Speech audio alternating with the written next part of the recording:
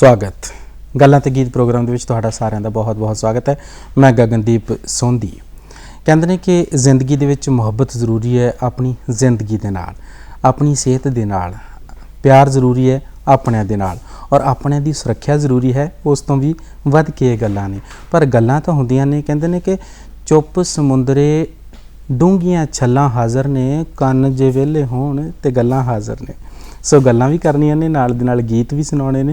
पर जदों असीं गल्लां दे विचों गल्लां कड्ढण दी कोशिश करदे हां ते फिर सच जाणिओ सानूं अपनी सेहत प्रति पूरी तरह दे नाल संजीदगी नाल सोचना पैंदा।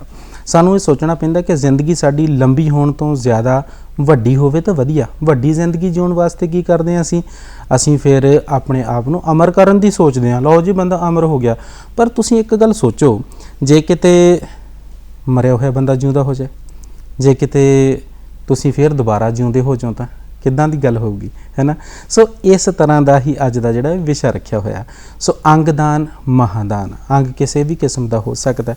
असीं अज इस प्रोग्राम दे विच अंगदान दे बारे गल करांगे, खूनदान दे बारे गल करांगे, नेत्रदान दे बारे गल करांगे। और जदों असीं इहो जिहियां गल्लां करदे हां तो फिर जीवन साडा सुरੱਖਿਅਤ है, ये असीं मन के चल सकते हैं। सो मैनू यश ओझा की वो गल चेते आ गई कि जदों उन्होंने 7 साल की उम्र दे विच अपने सारे दे सारे अंग जिहड़े ने वो दान कर दिते। उन्होंने परिवार ने बड़ा वड्डा सहयोग दिता, क्योंकि एक जदों बंदा अमर हो जाता जां फिर इस दुनिया तो रुखसत होंदा, उस तो बाद विच वो 8 तो लैके 17 बंदियां तक अपनी जिंदगी जिहड़ी है वो दे सकदा। सो बड़ियां गंभीर गल्लां ने। विशा भी अज दा बड़ा खूबसूरत है।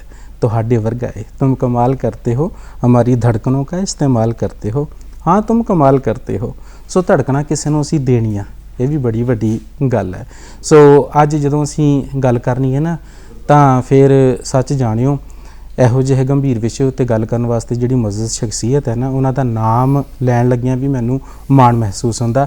सो सर्जिकल स्पैशलिस्ट ने, साबका SMO यानी कि सीनियर मैडिकल ऑफिसर ने, डॉक्टर सुनिंदर जगत जी। आपां स्वागत करते हैं जी, बहुत बहुत स्वागत है जी। थैंक यू सोनी साहब। हाँ जी डॉक्टर साहब, अंगदान की आपां गल कीती है ते सब तो पहलां तो यही फिर अंगदान है की जी? सर जिद्दां तुसीं इहदे लफ्ज़ ही मतलब दसदे आ जी। अंग तां मतलब कोई भी शरीर का अंग है अपना जी। दान तो मतलब हैगा भी असीं चीज़ किसी ने भी कोई भी चीज़ किसी दिंदे आ, दान दे भी दिंदे आ। जे उहदी कीमत नहीं लई जांदी, आपां मुੱਲ नहीं पैंदा, उहदा कीमत तो बिना निशुल्क दिंदे आ, तो उहदा मतलब असीं दान करदे आ।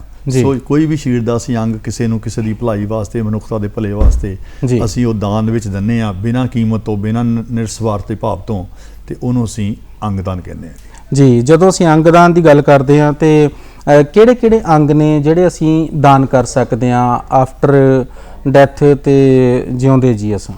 सौंधी साहब इस तरह हैगा भी कुछ अंग असीं मतलब जींदे जी दान कर सकते हैं, कुछ अंग जिहड़े शरीर दे हैगे आ ਉਹ ਅਸੀਂ ਆਪਣੀ ਮੌਤ ਤੋਂ ਮਤਲਬ ਡੈਥ ਤੋਂ ਬਾਅਦ ਆਪਾਂ ਦਾਨ ਦੇ ਸਕਦੇ ਹਾਂ ਜੀ। ਇਹਨਾਂ ਵਿੱਚ ਮੇਨ ਜਿਹੜੇ ਅੰਗ ਹੈਗੇ ਆ ਉਹਦੇ ਵਿੱਚ ਹੈਗਾ ਜੀ ਅੱਖਾਂ ਹੈਗੀਆਂ ਜੀ, ਗੁਰਦੇ ਹੈਗੇ ਆ ਜੀ, 2 ਗੁਰਦੇ ਆ ਸਾਡੇ ਜਿਹਨੂੰ ਕਿਡਨੀਜ਼ ਕਹਿੰਦੇ ਆ, 2 ਅੱਖਾਂ ਹੈਗੀਆਂ, ਲਿਵਰ ਆ ਜਿਹਨੂੰ ਪੰਜਾਬੀ ਵਿੱਚ ਜਿਗਰ ਕਹਿੰਦੇ ਆ, 2 ਫੇਫੜੇ ਆ, एक आंतड़ियां नाड़ा इंटेस्टाइन्स कहते हैं, और एक पैनक्रियास ग्लैंड आ जिहदी कि पंजाबी विच जिहनूं कि शुगर कंट्रोल वास्ते जिहदे विच सक्रीशनस मादा निकलदे आ, उहनूं असीं पैनक्रियास कहते हैं, वो भी असीं दान कर सकते हैं। ये प्रमुख ऑर्गन जिहड़े मेन हैगे आ, असीं कोई भी शरीर बंदा इंसान जिहड़ा है दान कर सकदा। अच्छा, 90% लोग जिहड़े भारत दे ने ना, वो इस गल्लों डरदे ने कि असीं अंगदान करना है तो पता नहीं मतलब किस तरीके नाल होऊगा, किद्दां होऊगा, है ना। सो एक डर आ एक मन दे विच, है ना। सो ਕਿਹੜੀ ਵਿਧੀ ਹੈਗੀ ਹੈ, ਕਿਹੜਾ ਤਰੀਕਾ ਹੈਗਾ ਆ, ਤੇ ਮੈਨੂੰ ਲੱਗਦਾ ਵੀ ਉਸ ਡਰ ਨੂੰ ਆਪਾਂ ਨੂੰ ਅੱਜ ਖਤਮ ਕਰ ਦੇਣਾ ਚਾਹੀਦਾ ਹੈ ਨਾ। ਸੋ ਕਿੱਦਾਂ ਖਤਮ ਕਰੋਗੇ? ਸਰ ਇਸ ਤਰ੍ਹਾਂ ਆ, ਮੈਂ ਤੈਨੂੰ ਤੁਸੀਂ ਇਹਨੂੰ ਡਰ ਕਹਿੰਦੇ ਆ, ਮੈਂ ਤਾਂ ਡਰ ਨਹੀਂ ਕਹਿੰਦਾ, ਮੈਂ ਤੈਨੂੰ ਵਹਿਮ ਕਹੂੰਗਾ ਇਹਨੂੰ। ਵਹਿਮ ਤੇ ਇੱਕ ਇਹ ਵਹਿਮ ਜਿਹੜਾ ਹੁੰਦਾ, ਵਹਿਮ ਦਾ ਕੋਈ ਇਲਾਜ ਨਹੀਂ ਹੁੰਦਾ ਜੀ। ਸੋ ਡਰ ਦਾ ਤਾਂ ਇਲਾਜ ਹੋ ਸਕਦਾ, ਵਹਿਮ ਦਾ ਕੋਈ ਇਲਾਜ ਨਹੀਂ। ਸੋ ਇਸ ਕਰਕੇ ਇਹਨੂੰ ਸਾਨੂੰ ਇਹਦੇ ਡਰ ਕੱਢਣ ਵਾਸਤੇ ਲੋਕੀ ਸੋਚਦੇ ਆ ਵੀ ਜੇ ਅਸੀਂ ਦਾਨ ਦੇ ਦੇਵਾਂਗੇ, ਆਪਣੇ ਅੰਗ ਦਾਨ ਕਰ ਦੇਵਾਂਗੇ ਤੇ ਸਾਨੂੰ ਅਗਲਾ ਜਨਮ ਪਤਾ ਨਹੀਂ ਕਿੱਦਾਂ ਦਾ ਮਿਲਣਾ ਹੈਗਾ, ਜਾਂ ਅਗਲੇ ਜਨਮ 'ਚ ਅਸੀਂ ਕਿਸੇ ਹੋਰ ਗਲਤੀ ਜੂਨ 'ਚ ਜਾਨਵਰ ਦੀ ਜੂਨ 'ਚ ਪੈ ਜਾਵਾਂਗੇ, ਜਾਂ ਸਾਨੂੰ ਇਸ ਤਰ੍ਹਾਂ ਹੋਏਗਾ ਸਾਨੂੰ ਬਿਨਾਂ ਅੰਗਾਂ ਤੋਂ ਅਸੀਂ ਪੈਦਾ ਹੋ ਜਾਵਾਂਗੇ। ਇੱਦਾਂ ਦੀਆਂ ਧਾਰਨਾਵਾਂ ਬੰਦਿਆਂ ਦਿਮਾਗ 'ਚ ਹੈਗੀਆਂ ਜਿਹੜੀ ਕਿ ਬਿਲਕੁਲ ਗਲਤ ਹੈਗੀਆਂ। ਸੋ ਇਸ ਪਲੇਟਫਾਰਮ ਦੇ ਉੱਤੋਂ ਮੈਂ ਬੇਨਤੀ ਕਰਦਾ ਵੀ ਸਾਨੂੰ ਅਗਾਂਹ ਚੜ੍ਹ ਕੇ ਅੰਗਦਾਨ, ਇਹ ਸਾਡਾ ਵਹਿਮ। ਔਰ ਤੁਸੀਂ ਜਿਹੜਾ ਦੂਜਾ ਸਵਾਲ ਪੁੱਛਿਆ ਸੌਂਦੀ ਸਾਹਿਬ ਜੀ ਵੀ ਇਹ ਆਪਾਂ ਵਹਿਮ ਜਾਂ ਡਰ ਕਿਸ ਤਰ੍ਹਾਂ ਦੂਰ ਕਰ ਸਕਦੇ ਹਾਂ, ਇਹ ਜਿਹੜਾ ਤੁਹਾਡਾ ਮਾਧਿਅਮ ਆ ਦੂਰਦਰਸ਼ਨ ਦਾ ਜਾਂ ਰੇਡੀਓ ਦਾ ਜਾਂ ਹੋਰ ਅਖਬਾਰਾਂ ਹੈਗੀਆਂ ਜਾਂ ਚੈਨਲ ਆ ਮਾਧਿਅਮ ਰਾਹੀਂ ਅਸੀਂ ਲੋਕਾਂ 'ਚ ਵੱਧ ਤੋਂ ਵੱਧ ਜਾਗਰੂਕਤਾ ਪੈਦਾ ਕਰਨੀ ਆ। ਲੋਕਾਂ ਦੇ ਕੈਂਪ ਲਾ ਕੇ, ਲੋਕਾਂ ਦੇ ਦਾਂ ਭਾਸ਼ਣ ਦੇ ਕੇ ਜਾਂ ਸਪੀਚਸ ਰਾਹੀਂ ਲੋਕਾਂ ਨੂੰ ਦੱਸਣਾ ਹੈਗਾ ਵੀ ਇਹਦਾ ਕੋਈ ਨੁਕਸਾਨ ਨਹੀਂ ਹੈਗਾ, ਤੇ ਇਹ ਵੱਧ ਤੋਂ ਵੱਧ ਜਿਹੜੀ ਜਾਗਰੂਕਤਾ ਪੈਦਾ ਕਰਨੀ ਹੈਗੀ ਆ। ਤਾਂ ਮੈਂ ਇਹਦੇ ਵਿੱਚ ਦੱਸਣਾ ਚਾਹੂੰਗਾ ਕਿ ਇਹਦੇ ਵਿੱਚ ਹਰ ਸਾਲ ਜਿਹੜਾ ਜਾਗਰੂਕਤਾ ਮੁਹਿੰਮ ਦੇ ਦੌਰਾਨ 13 ਅਗਸਤ ਨੂੰ ਹਰ ਸਾਲ ਔਰਗਨ ਦਿਵਸ, ਡੋਨੇਸ਼ਨ ਔਰਗਨ ਅੰਗਦਾਨ ਦਿਵਸ ਮਨਾਇਆ ਜਾਂਦਾ। ਉਹਦਾ ਮਕਸਦ ਹੀ ਇਹ ਅੰਗਦਾਨ ਦਿਵਸ ਮਨਾਉਣ ਦਾ ਇਹੀ ਆ ਸੌਂਦੀ ਸਾਹਿਬ ਵੀ ਵੱਧ ਤੋਂ ਵੱਧ ਲੋਕਾਂ ਨੂੰ ਅਵੇਅਰਨੈਸ, ਜਾਗਰੂਕਤਾ ਪੈਦਾ ਕੀਤੀ ਜਾ ਸਕੇ, ਕੋਈ ਵੀ ਇਹ ਜਿਹੜਾ ਇਹਦਾ ਨੁਕਸਾਨ ਨਹੀਂ ਹੋਗਾ। ਮੈਂ ਇੱਥੇ ਦੱਸਣਾ ਪਸੰਦ ਕਰੂੰਗਾ ਇਹਦੇ ਵਾਸਤੇ ਪ੍ਰੋਪਰ ਗਵਰਨਮੈਂਟ ਵਿੱਚ ਐਕਟ ਆ ਜਿਹੜਾ ਕਿ ਇੰਡੀਆ ਵਿੱਚ 1994 ਵਿੱਚ ਪਾਸ ਕੀਤਾ ਗਿਆ ਸੀਗਾ ਔਰ ਦੁਬਾਰਾ ਉਹਦੇ ਵਿੱਚ ਕੁਝ ਤਬਦੀਲੀਆਂ ਜਿਹੜੀਆਂ ਉਹ 2011 ਵਿੱਚ ਕੀਤੀਆਂ ਗਈਆਂ। ਤਾਂ ਇਹਦਾ ਮੈਂ ਇਹ ਦੱਸਣਾ ਵੀ ਜ਼ਰੂਰੀ ਸਮਝਦਾ ਇੱਥੇ ਇਸ ਪਲੇਟਫਾਰਮ ਦੇ ਉੱਤੇ ਕਿ ਅੰਗਦਾਨ ਨਾ ਕਰਨ ਵਾਸਤੇ ਜਿਹੜਾ ਡਰ ਆ ਜਾਂ ਵਹਿਮ ਦੇ ਕਾਰਨ ਇਹ ਸਰ 5 ਲੱਖ ਦੇ ਕਰੀਬ ਲੋਕੀ ਜਿਹੜੀਆਂ ਮੌਤ ਦੇ ਮੂੰਹ 'ਚ ਚੱਲ ਜਾਂਦੇ ਆ, ਸ਼ਿਕਾਰ ਹੋ ਸਕਦੇ ਹਰ ਸਾਲ, ਐਵਰੀ ਈਅਰ। ਸੋ ਇਸ ਕਰਕੇ ਅਸੀਂ ਇਹਨੂੰ ਜਿਹੜੀ ਇਸ ਨੂੰ ਡੋਨੇਸ਼ਨ ਨੂੰ ਅੰਗਦਾਨ ਕਰਕੇ ਅਸੀਂ ਇਹ ਜਿਹੜੀਆਂ ਕੀਮਤੀ ਜਾਨਾਂ ਬਚਾ ਸਕਦੇ ਹਾਂ। ਕਈ ਬੰਦੇ ਇਹੋ ਜਿਹੇ ਵੀ ਨੇ ਮੇਰੇ ਵਰਗੇ ਕਿ ਪਤਾ ਹੀ ਨਹੀਂ ਹੈ ਕਿ ਅੰਗਦਾਨ ਕਰੀਏ ਕਿੱਦਾਂ, ਉਹ ਵਿਲਿੰਗ ਵੀ ਹੋ ਜਾਂਦੇ ਆ, ਜਾਗਰੂਕ ਵੀ ਨੇ, ਪਰ ਕੀ ਫਾਰਮੈਲਿਟੀਜ਼ ਨੇ, ਕਿਹੜੇ ਤਰੀਕੇ ਨੇ ਅੰਗਦਾਨ ਕਰਨ ਦੇ, ਉਹ ਤਰੀਕੇ ਜ਼ਰੂਰ ਸਾਂਝੇ ਕਰ ਦਿਓ। ਉਹ ਸਰ ਇਸ ਤਰ੍ਹਾਂ ਹੈਗਾ ਜਿਸ ਤਰ੍ਹਾਂ ਕਿ ਮੈਂ ਪਹਿਲਾਂ ਵੀ ਜ਼ਿਕਰ ਕੀਤਾ ਵੀ ਜੇ ਤੁਸੀਂ ਆਪਣੇ ਕੋਈ ਵੀ ਡੋਨੇਸ਼ਨ ਕਰਨੀ ਆ ਉਹਦੇ ਵਾਸਤੇ ਰਜਿਸਟਰਡ ਅਥਾਰਟੀ ਸਾਡੀ ਸਰਕਾਰੀ ਸੰਸਥਾਵਾਂ ਹੈਗੀਆਂ ਜੀ। ਜਿੱਦਾਂ ਸਾਡੇ ਕੋਲ ਲੋਕਲ ਡਿਸਟ੍ਰਿਕਟ ਲੈਵਲ ਤੇ ਡਿਸਟ੍ਰਿਕਟ ਸਿਵਲ ਸਰਜਨ ਆਫਿਸ ਹੈਗਾ ਤੇ ਉਹਦੇ ਵਿੱਚ ਬਕਾਇਦਾ ਟੈਲੀਫੋਨ ਨੰਬਰ ਹੈਗੇ ਆ, ਉੱਥੇ ਤੁਸੀਂ ਪਰਸਨਲੀ ਜਾ ਕੇ ਵੀ ਬਕਾਇਦਾ ਫਾਰਮ ਇੱਕ ਹੁੰਦਾ ਆ, ਉਹ ਭਰਨਾ ਹੁੰਦਾ, ਸਿਗਨੇਚਰ ਕਰਨੇ ਹੁੰਦੇ ਆ ਤੇ ਉਹਦੇ ਵਿੱਚ 2 ਗਵਾਹੀਆਂ ਆ ਜਾਣ ਘਰਦਿਆਂ ਨੂੰ, ਆਪਣੇ ਜਿਹੜੇ ਨੈਕਸਟ ਆਪਣੇ ਨਜ਼ਦੀਕੀ ਰਿਸ਼ਤੇਦਾਰ ਆ, ਜਿੱਦਾਂ ਕੋਈ ਬੇਟਾ ਆ ਜਾਂ ਕੋਈ ਉਹਦੀ ਵਾਈਫ ਆ ਜਾਂ ਕੋਈ ਵੀ ਜਿਹਨੂੰ ਵੀ ਆਥੋਰਾਈਜ਼ ਕਰਨਾ, ਉਹਦੇ ਬਕਾਇਦਾ ਸਿਗਨੇਚਰ ਹੋਣੇ, ਉਹਨਾਂ ਨੂੰ ਕੰਟੈਕਟ ਨੰਬਰ ਦਿੱਤਾ ਜਾਊਗਾ ਵੀ ਤੁਹਾਨੂੰ ਤਾਂ ਕਿ ਉਹਨਾਂ ਵਿੱਚ ਡੈਥ ਦੇ ਉਪਰੰਤ ਉਹਨੂੰ ਮਤਲਬ ਤੁਰੰਤ ਉਹਨੂੰ ਸੰਪਰਕ ਕੀਤਾ ਜਾ ਸਕੇ। ਜੇ ਜਿਹਦੇ ਜੀ ਸਰ ਤੁਸੀਂ ਕਿਸੇ ਨੂੰ ਦੇਣਾ ਅੰਗਦਾਨ ਕਰਨਾ ਆ, ਜਿੱਦਾਂ ਅਸੀਂ ਕਿਸੇ ਨੂੰ ਗੁਰਦੇ ਦੋਨੇ ਫੇਲ ਹੋ ਚੁੱਕੇ ਆ ਤੇ ਉਹਨੂੰ ਅਸੀਂ ਇੱਕ ਇਨਸਾਨ ਦੇ ਵਿੱਚ 2 ਗੁਰਦੇ ਹੁੰਦੇ ਆ, ਇੱਕ ਗੁਰਦੇ ਨਾਲ ਜ਼ਿੰਦਗੀ ਬੜੀ ਸੁਖਾਲੀ ਕੱਟ ਜਾਂਦੀ ਆਰਾਮ ਨਾਲ। ਸੋ ਇੱਕ ਜਿਹਦੇ ਜੇ ਅਸੀਂ ਕਿਸੇ ਨੂੰ ਆਪਣੇ ਰਿਸ਼ਤੇਦਾਰ ਨੂੰ ਜਾਂ ਕਿਸੇ ਨੂੰ ਵੀ ਲੋੜਵੰਦ ਨੂੰ ਗੁਰਦਾ ਦੇਣਾ ਚਾਹੁੰਦੇ ਆ ਤਾਂ ਜਿੱਦੇ ਵੀ ਜਲੰਧਰ ਦੇ ਵਿੱਚ ਵੀ ਹੋਰ ਆਲ ਓਵਰ ਬਹੁਤ ਜ਼ਿਆਦਾ ਜਿਵੇਂ ਟਰਾਂਸਪਲਾਂਟ ਗੁਰਦੇ ਦੀਆਂ ਟਰਾਂਸਪਲਾਂਟ ਸਰਜਨ ਕਰਦੇ ਹੈਗੇ ਆ, ਤੇ ਉੱਥੇ ਜਾ ਕੇ ਉਹਨਾਂ ਨਾਲ ਸੰਪਰਕ ਕਰ ਸਕਦੇ ਆ। ਉਹਦੇ ਵਗੈਰਾ ਫਾਰਮ ਭਰਿਆ ਜਾਂਦਾ, ਲੀਗਲ ਫਾਰਮੈਲਿਟੀਜ਼ ਪੂਰੀਆਂ ਕੀਤੀਆਂ ਜਾਂਦੀਆਂ ਕਿਉਂਕਿ ਉਹ ਨਿਸ਼ੁਲਕ ਹੁੰਦੀ, ਕੋਈ ਉਹਦੀ ਪੈਸਾ ਨਹੀਂ ਹੁੰਦਾ। ਉਹਦੇ ਬਲੱਡ ਵਗੈਰਾ ਟੈਸਟ ਕੀਤੇ ਜਾਂਦੇ ਆ, ਬਲੱਡ ਮੈਚਿੰਗ ਕੀਤੀ ਜਾਂਦੀ, ਕ੍ਰਾਸ ਮੈਚਿੰਗ ਕੀਤੀ ਜਾਂਦੀ ਤਾਂ ਕਿ ਜਿਹੜਾ ਤੁਹਾਡਾ ਡੋਨਰ ਆ, ਤੁਸੀਂ ਡੋਨਰ ਤੇ ਰੈਸੀਪੀਐਂਟ, ਡੋਨਰ ਮੀਨਸ ਦੇਣ ਵਾਲਾ, ਰੈਸੀਪੀਐਂਟ ਮੀਨਸ ਲੈਣ ਵਾਲਾ, ਉਹ ਦੋਨਾਂ ਦੇ ਗਰੁੱਪ ਮੈਚਿੰਗ ਹੋਣੀ ਚਾਹੀਦੀ ਆ। ਬਕਾਇਦਾ ਸਾਰੇ ਟੈਸਟ ਹੋਣੇ ਚਾਹੀਦੇ, ਕੋਈ ਬਿਮਾਰੀ ਤੋਂ ਹੋਰ ਵੀ ਫਾਰਮੈਲਿਟੀਆਂ ਪੂਰੀਆਂ ਕਰਕੇ ਉਸ ਤੋਂ ਬਾਅਦ ਉਹ ਦਾਨ ਲੈ ਲੈਂਦੇ। ਜਿੱਦਾਂ ਹੁਣ ਲਿਵਰ ਦਿੰਦੇ ਆ ਤੇ ਉਹ ਲਿਵਰ ਪੀਸ ਦੇਣਾ ਪੈਂਦਾ ਜਾਂ ਫਿਰ ਪੂਰੇ ਦਾ ਪੂਰਾ ਹੀ ਉਹ? ਸੰਤ ਸਾਹਿਬ, ਇਹ ਤੁਸੀਂ ਬਹੁਤ ਵਧੀਆ ਸਵਾਲ ਪੁੱਛਿਆ ਤੇ ਮੈਂ ਦਰਸ਼ਕਾਂ ਦੀ ਜਾਣਕਾਰੀ ਇੱਥੇ ਦੱਸਣਾ ਚਾਹੂੰਗਾ ਕਿ ਲਿਵਰ ਇੱਕ ਐਸਾ ਹਿੱਸਾ ਹੈ, ਜਿਗਰ ਜਿਹਨੂੰ ਕਹਿੰਦੇ ਪੰਜਾਬੀ ਵਿੱਚ, ਤੇ ਉਹ ਮਤਲਬ ਘੱਟੋ ਘੱਟ ਵੀ ਉਹਦਾ 1.5 ਕਿਲੋ ਦੇ ਕਰੀਬ ਭਾਰ ਹੁੰਦਾ ਜੀ। ਅੱਛਾ ਜੀ। ਹਾਂਜੀ, ਤੇ 8 ਉਹਦੇ ਸੈਗਮੈਂਟ ਹੁੰਦੇ ਆ ਜੀ। ਓਕੇ। ਉਹ 8 ਸੈਗਮੈਂਟ ਦੀ ਕੱਲੇ ਦੀ ਆਪਣੀ ਬਲੱਡ ਸਪਲਾਈ ਹੁੰਦੀ ਆ ਜੀ। ਤੇ ਸੋ ਉਹਨੂੰ ਸਰਜਨ ਉਹਦੇ ਹਿਸਾਬ ਨਾਲ ਫਿਰ ਜਿਹੜੇ ਆ ਉਹਦੇ ਵਿੱਚੋਂ ਸੈਗਮੈਂਟ ਜਿਹੜੀ ਲੋਡ ਹੋਵੇ ਉਹਨੂੰ ਚੰਕ ਆਊਟ ਕਰਕੇ ਕੱਢ ਸਕਦੇ ਆ ਤੇ ਉਹਨੂੰ ਇੰਪਲਾਂਟ ਕਰ ਸਕਦੇ ਆ। ਇਹ ਸਵਾਲ ਨਹੀਂ ਸੀ, ਇਹ ਡਰ ਸੀਗਾ, ਮੈਂ ਕਿਹਾ ਮੈਂ ਵੀ ਕੱਢ ਲਾਂ ਜੀ ਆਪਣਾ। ਬਿਲਕੁਲ ਠੀਕ ਹੈ ਸਰ। ਅੱਛਾ, ਕਈ ਵਾਰੀ ਨਾ ਬੰਦੇ ਨੂੰ ਕੋਈ ਨਾ ਕੋਈ ਬਿਮਾਰੀ ਲੱਗੀ ਹੈ, HIV ਹੈ ਜਾਂ ਫਿਰ ਕੈਂਸਰ ਹੈਗੀ ਆ, ਤੇ ਕਿਹੜੇ ਬੰਦੇ ਆ ਜਿਹੜੇ ਅੰਗਦਾਨ ਕਰ ਸਕਦੇ ਆ, ਤੇ ਇਹ ਬੰਦੇ ਜਿਨ੍ਹਾਂ ਨੂੰ ਇਹ ਬਿਮਾਰੀ ਨਾਲ ਜਿਹੜੇ ਗ੍ਰਸਤ ਨੇ, ਕੀ ਉਹ ਅੰਗਦਾਨ ਕਰ ਸਕਦੇ? ਨਹੀਂ ਸਰ, ਇਹ ਨਹੀਂ, ਇਹਨਾਂ ਵਾਸਤੇ ਨਹੀਂ ਹੈਗੀ। ਥੋੜੀਆਂ 2-4 ਕੰਡੀਸ਼ਨ ਆ, ਜਿੱਦਾਂ ਕਿ ਏਡਸ ਕਿਸੇ ਨੂੰ ਹੈਗੀ ਆ, HIV ਜਿਹਨੂੰ ਕਹਿੰਦੇ ਵਾਇਰਸ ਡਿਜ਼ੀਜ਼ ਹੈਗੀ ਆ ਜੀ, ਜਾਂ ਹੈਪੇਟਾਈਟਸ ਲਿਵਰ ਦੀ ਇਨਫੈਕਸ਼ਨ ਆ, ਵਾਇਰਲ ਹੈਪੇਟਾਈਟਸ B ਆ ਜਾਂ ਹੈਪੇਟਾਈਟਸ C ਆ, ਜਾਂ ਮੈਲਿਗਨੈਂਟ ਡਿਜ਼ੀਜ਼ ਆ, ਲਿਊਕੀਮੀਆ ਵਗੈਰਾ, ਬਲੱਡ ਕੈਂਸਰ ਹੈਗਾ, ਤੇ ਉਹ ਮਤਲਬ ਜਿਹੜੇ ਆ ਸਾਨੂੰ, ਜਾਂ ਅੱਜ ਕੱਲ ਤੁਸੀਂ ਪਿਛਲੇ 2 ਸਾਲਾਂ ਤੋਂ ਸੰਤੋਖ ਆਪਾਂ ਕਰੋਨਾ ਦਾ, ਕੋਵਿਡ ਦਾ ਭੋਗ ਰਹੇ ਹੈਗੇ ਆ, ਤੇ ਕਰੋਨਾ ਮਹਾਮਾਰੀ ਐਪੀਡੈਮਿਕ ਚੱਲ ਰਹੀ ਹੈਗੀ ਆ, ਪੈਂਡੈਮਿਕ ਚੱਲ ਰਿਹਾ ਸਾਡਾ, ਤੇ ਉਹਦੇ ਤੋਂ ਜਿਹੜੇ ਗ੍ਰਸਤ ਜਿਹੜੇ ਆ ਬੰਦੇ ਕਰੋਨਾ ਤੋਂ ਵੀ, ਉਹਨਾਂ ਦੇ ਅਸੀਂ ਇਹ ਨਹੀਂ ਲੈ ਸਕਦੇ। ਤੇ ਬਾਕੀ ਇਹਨੂੰ ਛੱਡ ਕੇ ਬਾਕੀ ਜਿਹੜੇ ਹੈਲਦੀ ਬੰਦੇ ਆ, ਤੰਦਰੁਸਤ ਬੰਦੇ ਆ। ਔਰ ਮੈਂ ਇੱਕ ਤੁਸੀਂ ਜਿੱਦਾਂ ਸ਼ੁਰੂ ਦੇ ਵਿੱਚ 7 ਸਾਲ ਦਾ ਜ਼ਿਕਰ ਕੀਤਾ ਹੈਗਾ, ਤਾਂ ਇਹਦੇ ਵਿੱਚ ਮੈਂ ਇਹਨੂੰ ਹੋਰ ਵਿਸਥਾਰਪੂਰਵਕ ਦੱਸਣਾ ਚਾਹੂੰਗਾ ਕਿ 1 ਸਾਲ ਤੋਂ ਲੈ ਕੇ, ਤੁਸੀਂ ਹੈਰਾਨ ਹੋਵੋਗੇ, 1 ਸਾਲ ਤੋਂ ਲੈ ਕੇ ਟਿਲ ਐਂਡ ਤੱਕ, ਕੋਈ 70-80 ਸਾਲ ਤੱਕ, ਜਦ ਤੱਕ ਤੰਦਰੁਸਤ ਸਰੀਰ ਦਾ ਮਤਲਬ ਕਿ ਵੀ ਕਿਸੇ ਵੀ ਸਟੇਜ ਤੇ ਆਪਾਂ ਅੰਗਦਾਨ ਕਰ ਸਕਦੇ ਹਾਂ ਜੀ। ਔਰ ਤੁਸੀਂ ਦੇਖ ਲਓ ਵੀ ਉਹ ਯਸ਼ੋਜਾ ਦਾ ਨਾਮ ਆਪਾਂ ਲਿਆ ਸੀਗਾ, ਤੇ 7 ਸਾਲ ਦੀ ਉਮਰ ਦੇ ਵਿੱਚ ਉਹਦੇ ਪਰਿਵਾਰ ਨੇ ਜਿਹੜਾ ਹੈ ਉਹਨਾਂ ਦਾ ਐਕਸੀਡੈਂਟ ਹੋ ਗਿਆ ਸੀਗਾ, ਤੇ ਉਹਨਾਂ ਦੇ ਪਰਿਵਾਰ ਨੇ ਇਹ ਨਾ ਪ੍ਰਣ ਲਿਆ ਵੀ ਇਹਨੂੰ ਅਸੀਂ ਹੋਰ 17 ਬੰਦਿਆਂ ਵਿੱਚ ਦੇਖਾਂਗੇ। ਬਿਲਕੁਲ, ਹੈ ਨਾ। ਬਿਲਕੁਲ। ਸੋ ਦੇਖੋ, ਜੇ ਦਿਲ ਆ ਤਾਂ ਦਿਲ ਵੀ ਦੂਜੇ ਵਿੱਚ ਧੜਕਦਾ, ਬਿਲਕੁਲ ਸਰ। ਜੇ ਗੁਰਦੇ ਆ ਤਾਂ ਗੁਰਦੇ ਵੀ ਦੂਜੇ ਵਿੱਚ ਕੰਮ ਕਰਦੇ ਨੇ। ਸੋ ਮੌਤ ਤੋਂ ਬਾਅਦ ਵਿੱਚ ਇਹ ਜਿਹੜੇ ਅੰਗ ਨੇ ਇਹ ਸੁਰੱਖਿਅਤ ਕਿਵੇਂ ਰੱਖੇ ਜਾਂਦੇ ਫਿਰ? ਇਹ ਸਰ ਇਸ ਤਰ੍ਹਾਂ ਹੈਗਾ ਵੀ ਜਿਹੜੀ ਜਿਹਨਾਂ ਅਸੀਂ ਕੰਟੈਕਟ ਕਰਦੇ ਆ, ਉਹ ਉਹਨਾਂ ਨੂੰ ਅਸੀਂ ਟਾਈਮਲੀ ਇਨਫੋਰਮ ਕਰ ਲੈਂਦੇ ਆ। ਜਿੱਦਾਂ ਕਿ ਮੈਂ ਕਿਡਨੀ ਦਾ ਜ਼ਿਕਰ ਕੀਤਾ ਪਹਿਲਾਂ, ਉਹਨਾਂ ਵਿੱਚ ਮੀਡੀਅਮ ਹੁੰਦੇ ਆ, ਜਿੱਦਾਂ ਕਿ ਗੁਰਦੇ ਦੀ ਮੈਂ ਐਗਜ਼ਾਮਪਲ ਦੇ ਦੇਵਾਂ, ਤੇ ਉਹ ਸੋਲੂਸ਼ਨ ਹੁੰਦਾ, ਇੱਕ ਮੀਡੀਅਮ ਹੁੰਦਾ, ਉਹ 'ਚ ਦਸਤਾਨਾ ਜਿਹੜਾ ਗਲਵਸ ਪਾਉਂਦੇ ਆ, ਉਹਦੇ ਵਿੱਚ ਉਹਦੀਆਂ ਉਂਗਲਾਂ ਕੱਟ ਕੇ ਉਹਦੇ ਵਿੱਚ ਉਹਨੂੰ ਕਿਡਨੀ ਨੂੰ ਪੈਕ ਕਰ ਲੈਂਦੇ ਆ, ਉਹਦੇ ਵਿੱਚ ਫਿਰ ਮੀਡੀਅਮ 'ਚ ਰੱਖਿਆ ਜਾਂਦਾ। ਤੇ ਉਹ ਜਾਂ ਮਤਲਬ ਜਿੰਨੀ ਵੀ ਤੁਰੰਤ ਜਲਦੀ ਆਪਾਂ ਲੋੜ ਪਵੇ ਗੁਰਦੇ ਦੀ ਟ੍ਰਾਂਸਪਲਾਂਟ ਕਰਨ ਦੀ, ਤੇ ਉਹ ਮੀਡੀਅਮ ਤੋਂ ਬਾਅਦ ਕੱਢ ਕੇ ਉਹਨੂੰ ਟ੍ਰਾਂਸਪਲਾਂਟ ਕਰਤਾ ਜਾਂਦਾ। ਉਹਦੀਆਂ ਨਾੜਾਂ ਤੋਂ ਨਾੜਾਂ ਖੂਨ ਦੀਆਂ ਜਿਹੜੀ ਖੂਨ ਸਪਲਾਈ ਕਰਦੀ ਆ, ਲਿਆਉਣ ਵਾਲੀ ਆ, ਉਹਦੀਆਂ ਬਕਾਇਦਾ ਪ੍ਰੋਪਰ ਜੋੜਤੀਆਂ ਜਾਂਦੀਆਂ ਹੈਗੀਆਂ, ਤੇ ਇਸ ਤਰ੍ਹਾਂ ਆਪਾਂ ਇੱਕ ਨਵਾਂ ਜੀਵਨ ਕਿਸੇ ਨੂੰ ਦੇ ਸਕਦੇ ਹਾਂ। ਅੱਛਾ, ਇੱਕ ਹੁੰਦੀ ਹੈ ਕੁਦਰਤੀ ਮੌਤ ਜਿਹੜੀ ਹੋ ਜਾਂਦੀ ਆ, ਪਰਮਾਤਮਾ ਦਾ ਨੈਚੁਰਲ ਡੈਥ ਹੈ ਨਾ ਜੀ। ਇੱਕ ਕਹਿੰਦੇ ਨੇ ਕਿ ਬ੍ਰੇਨ ਡੈਡ ਜਦੋਂ ਹੋ ਜਾਂਦਾ, ਤੇ ਇਹਨਾਂ ਦੋਨਾਂ ਦੇ ਵਿੱਚ ਪਹਿਲਾਂ ਤਾਂ ਫਰਕ ਦੱਸ ਦਿਓ, ਤੇ ਕੀ ਇਹਨਾਂ ਦੋਨਾਂ ਸਿਚੁਏਸ਼ਨਸ ਦੇ ਵਿੱਚ ਕੀ ਅੰਗਦਾਨ ਹੋ ਸਕਦੇ ਨੇ? ਹਾਂ, ਬਿਲਕੁਲ ਸਰ, ਦੋਨਾਂ ਵਿੱਚ ਹੀ ਹੁੰਦੇ ਆ। ਇਹ ਮੈਂ ਤੁਹਾਨੂੰ ਦੱਸਣਾ ਚਾਹਾਂਗਾ, ਨੈਚੁਰਲ ਡੈਥ ਮੀਨਸ ਕੁਦਰਤੀ ਤੌਰ ਤੇ ਹੋਈ ਆ, ਉਮਰ ਦੇ ਲਿਹਾਜ਼ ਨਾਲ 50-60 ਸਾਲ ਦੀ ਉਮਰ ਹੋ ਗਈ, 70 ਸਾਲ ਦੀ ਉਮਰ ਹੋ ਗਈ, ਇਹ ਤਾਂ ਨੈਚੁਰਲ ਵਿਦਆਊਟ ਐਨੀ ਕੁਦਰਤੀ ਤੌਰ ਤੇ ਹੋਈ ਆ, ਏਜ ਰਿਲੇਟਡ ਡੈਥ ਹੋ ਗਈ। ਇੱਕ ਸਰ ਬ੍ਰੇਨ ਡੈਥ ਤੁਸੀਂ ਜਿਸ ਦਾ ਜ਼ਿਕਰ ਕੀਤਾ ਹੈਗਾ, ਉਹਦਾ ਮਤਲਬ ਇਹ ਆ ਕੋਈ ਵੀ ਬੰਦਾ ਯੰਗ ਆ, ਮਤਲਬ 25-30 ਸਾਲ ਦੀ ਉਮਰ ਆ ਜੀ, ਉਹ ਰੋਡ ਸਾਈਡ ਐਕਸੀਡੈਂਟ ਹੋ ਜਾਂਦਾ ਤੇ ਉਹਨੂੰ ਅਸੀਂ ਉਹਦੀ ਹੈਡ ਇੰਜਰੀ ਹੋ ਜਾਂਦੀ, ਸਿਰ ਦੀ ਸੱਟ ਲੱਗ ਜਾਂਦੀ ਆ ਤੇ ਸਿਰ ਦੀ ਸੱਟ ਕਰਕੇ ਜ਼ਿਆਦਾ ਕਾਮਨੈਸਟ ਜਿਹੜਾ ਬ੍ਰੇਨ ਡੈਮੇਜ ਹੋ ਜਾਂਦਾ, ਤੇ ਉਹ ਫਿਰ ਅਸੀਂ ਡਾਕਟਰ ਜਿਹੜੇ ਆ ਉਹਨੂੰ ਡਿਕਲੇਅਰ ਕਰ ਦਿੰਦੇ ਆ ਰਿਸ਼ਤੇਦਾਰਾਂ ਨੂੰ, ਇਹ ਬੰਦੇ ਦਾ ਜਿਹੜਾ ਬ੍ਰੇਨ ਆ, ਦਿਮਾਗ ਆ ਜਿਹੜਾ, ਉਹ ਕੰਮ ਨਹੀਂ ਕਰ ਰਿਹਾ। ਇੰਗਲਿਸ਼ ਦੇ ਵਿੱਚ ਉਹਨੂੰ ਬ੍ਰੇਨ ਡੈਡ ਕਹਿੰਦੇ ਆ। ਉਹਦੇ ਆਪਣੇ ਨੂੰ ਟੈਸਟ ਆ ਜਿਹੜੀ ਚੱਲੀ ਆ ਜੀ, ਇਹਨੂੰ ਪੀਪਲ ਕਹਿੰਦੇ ਆ, ਜਿਹਦੇ ਅੰਦਰ ਲਾਈਟ ਜਾਂਦੀ ਅੱਖ ਦੇ ਵਿੱਚ, ਤੇ ਇਹ ਉਸ ਲਈ ਡਿਲੀਟ ਕਰ ਜਾਂਦੀ, ਫਿਕਸ ਹੋ ਜਾਂਦੀਆਂ ਇਹ ਰਿਐਕਸ਼ਨ। ਮਤਲਬ ਜੇ ਲਾਈਟ ਮਾਰਦੇ ਆ ਤੇ ਇਹ ਕੰਟਰੈਕਟ ਜਾਂ ਐਕਸਪੈਂਡ ਵੱਧਦੀ ਫੁੱਲਦੀ ਮਤਲਬ ਨਹੀਂ, ਖੁੱਲਦੀ ਨਹੀਂ ਹੈਗੀ। ਠੀਕ ਹੈ ਜੀ। ਇਦਾਂ ਹੋਰ ਪੈਰਾਮੀਟਰ ਆ, ਕੋਈ ਕੰਨ ਦੇ ਵਿੱਚ ਆਪਾਂ ਪਾਣੀ ਪਾ ਕੇ ਦੇਖ ਸਕਦੇ, ਕੋਈ ਉਹ ਪੈਰਾਮੀਟਰ ਬੜੇ ਹੈਗੇ ਆ। ਉਹ ਤੋਂ ਟੈਸਟ ਸਾਰੇ ਕਰਨ ਤੋਂ ਬਾਅਦ ਅਸੀਂ ਉਹਨੂੰ ਮੈਡੀਕਲ ਜਿਹੜੇ ਡਾਕਟਰ ਸਾਹਿਬਾਨ ਹੈਗੇ ਆ, ਉਹ ਇਹਨੂੰ ਡਿਕਲੇਅਰ ਕਰ ਦਿੰਦੇ ਵੀ ਇਹਦਾ ਵੀ ਬ੍ਰੇਨ ਡੈਡ ਹੋ ਚੁੱਕਾ। ਓਕੇ ਜੀ। ਹੁਣ ਤੁਸੀਂ ਸਰ ਮੈਨੂੰ ਪੁੱਛੋਗੇ ਵੀ ਜੇ ਬ੍ਰੇਨ ਡੈਡ ਹੋ ਗਿਆ ਤੇ ਫਿਰ ਹਾਰਟ ਤਾਂ ਚੱਲਦਾ ਜੀ, ਉਹਦਾ ਦਿਲ ਚੱਲ ਰਿਹਾ, ਕੀ ਖਿਆਲ ਆ, ਸਾਹ ਚੱਲਦਾ ਪਿਆ? ਤੁਸੀਂ ਮੈਨੂੰ ਪੁੱਛਣ ਹੀ ਨਹੀਂ ਦਿੱਤਾ ਜੀ। ਜੀ ਪੁੱਛੋ ਜੀ ਸਰ।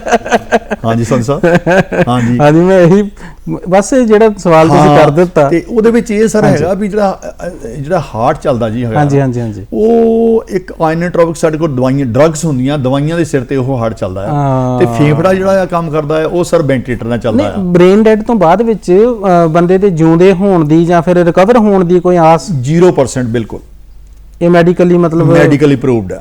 ਉਹ ਫਿਰ ਸਾਨੂੰ ਮੇਰੀ ਬੇਨਤੀ ਆ ਇਸ ਮਾਧਿਅਮ ਰਾਹੀਂ ਸਾਰੇ ਬੰਦਿਆਂ ਨੂੰ ਵੀ, ਜਿੱਦਾਂ ਤੁਸੀਂ ਪਹਿਲਾਂ ਵੀ ਜ਼ਿਕਰ ਕੀਤਾ ਕਿ ਉਹਨਾਂ ਨੇ 7 ਸਾਲ ਦੇ ਬੱਚੇ ਦਾ ਕਰਤਾ ਹੈਗਾ, ਤੇ ਇਸ ਤਰ੍ਹਾਂ ਜੇ ਡਾਕਟਰ ਸਾਹਿਬਾਨ ਤੁਹਾਨੂੰ ਕਹਿੰਦੇ ਆ ਬ੍ਰੇਨ ਡੈਡ ਹੋ ਚੁੱਕਾ, ਉਹਦਾ ਅਸੀਂ ਕਰ ਤਾਂ ਕੁਝ ਨਹੀਂ ਸਕਦੇ, ਪਰ ਉਹਨੂੰ ਇੱਕ ਸ਼ਰਧਾਂਜਲੀ ਹੋਏਗੀ ਜਾਂ ਉਹਦਾ ਹੋਏਗਾ ਉਹਨੂੰ ਵੀ ਜਿੰਦਾ ਰੱਖਣ ਲਈ ਅਸੀਂ ਉਹਦੇ ਅੰਗਦਾਨ ਕਰ ਸਕਦੇ ਹਾਂ। ਤੇ ਉਹ ਫਿਰ ਵੀ ਕਰਦੇ ਆ। ਸਪੋਰਟ ਜਿਹੜੀ ਸਾਰੀਆਂ ਸਪੋਰਟਰ ਦੇ ਲਾਈਫ ਤੇ ਚੱਲ ਰਿਹਾ ਹੁੰਦਾ ਉਹ ਬੰਦ ਹੋ ਜਾਂਦੀਆਂ, ਤੇ ਉਸ ਨੂੰ ਬੈੱਡ ਰੈਡਬੜੀ ਦੇ ਉਸ ਵੇਲੇ ਉਹਦੇ ਆਰਗਨ ਜਿਹੜੇ ਅੰਗ ਕੱਢ ਲੈਂਦੇ ਹੈਗੇ। ਇਹ ਗੱਲਾਂ ਨੇ ਜਿਹੜੀਆਂ ਸਾਨੂੰ ਅਸਲ ਦੇ ਵਿੱਚ ਸਿੱਖਣੀਆਂ ਚਾਹੀਦੀਆਂ। ਇਹ ਗੱਲਾਂ ਨੇ ਜਿਨ੍ਹਾਂ ਤੋਂ ਅਸੀਂ ਸਿੱਖਿਆ ਲੈ ਕੇ ਕੁਝ ਮਤਲਬ ਆਪਣੇ ਆਪ ਨੂੰ ਵੀ ਜਾਗਰੂਕ ਕਰਨਾ ਤੇ ਲੋਕਾਂ ਨੂੰ ਵੀ ਜਾਗਰੂਕ ਕਰਨਾ, ਨਾਲਦਿਆਂ ਨੂੰ ਵੀ ਨਾ। ਜੀ ਸਰ। ਅੱਛਾ, ਕਹਿੰਦੇ ਨੇ ਵੀ ਦੰਦ ਗਏ ਤਾਂ ਸਵਾਦ ਗਿਆ ਤੇ ਅੱਖਾਂ ਗਈਆਂ ਤਾਂ ਜਹਾਨ ਗਿਆ, ਹੈ ਨਾ। ਜੀ। ਸੋ ਅੱਖਾਂ ਤੋਂ ਬਿਨਾਂ ਤਾਂ ਬੰਦਾ ਜਿਹੜਾ ਹੈਗਾ ਉਹ ਫਿਰ ਬੇਰੰਗ ਹੋ ਜਾਂਦਾ। ਸੋ ਨੇਤਰਦਾਨ ਦਾ ਪੰਦਰਵੜਾ ਵੀ ਮਨਾਇਆ ਜੀ। ਸੋ ਨੇਤਰਦਾਨ ਦੇ ਬਾਰੇ ਜ਼ਰੂਰ ਸਾਨੂੰ ਦੱਸੋ ਵੀ ਇਹ ਕਿਸ ਤਰੀਕੇ ਨਾਲ ਅੱਖਾਂ ਜਿਹੜੀਆਂ ਨੇ ਉਹ ਦਾਨ ਕਰ ਸਕਦੇ ਹਾਂ ਅਸੀਂ। ਇਸ ਤਰ੍ਹਾਂ ਦੇਖੋ ਜੀ, ਇਹ ਮਹਾਦਾਨ ਕਿਹਾ ਗਿਆ ਇਹਨੂੰ, ਕਿਉਂਕਿ ਨੇਤਰ ਜਿਹੜੇ ਦਾਨ ਹੈ ਅੱਖਾਂ ਦੇ ਨਾਲ ਆਪਾਂ ਦੇਖਦੇ ਹੈਗੇ। ਜਿੱਦਾਂ ਤੁਸੀਂ ਕੀਤਾ ਵੀ ਅੱਖਾਂ ਦੇ ਦੰਦ ਦਾ ਜ਼ਿਕਰ ਕੀਤਾ ਹੈਗਾ, ਸੋ ਅੱਖਾਂ ਨਾਲ ਅਸੀਂ ਇੱਕ ਦੂਜੇ ਚੋਂ ਵੀ ਮਤਲਬ ਦੇਖਦੇ ਹੈਗੇ ਆ। ਸੋ ਇਸ ਕਰਕੇ 2 ਅੱਖਾਂ ਇਨਸਾਨ ਦੀਆਂ ਹੈਗੀਆਂ, ਲੇਕਿਨ ਇਹ ਜਿਹੜਾ ਅੱਖਾਂ ਦਾ ਦਾਨ ਜਿਹੜਾ ਇਹ ਇੱਕ ਦਾਨ ਹੈ ਜਿਹੜਾ ਕਿ ਆਫਟਰ ਡੈਥ ਹੀ ਹੋ ਸਕਦਾ, ਪੋਸੀਬਲ ਹੈਗਾ ਆਫਟਰ ਡੈਥ ਦੇ ਵਿੱਚ।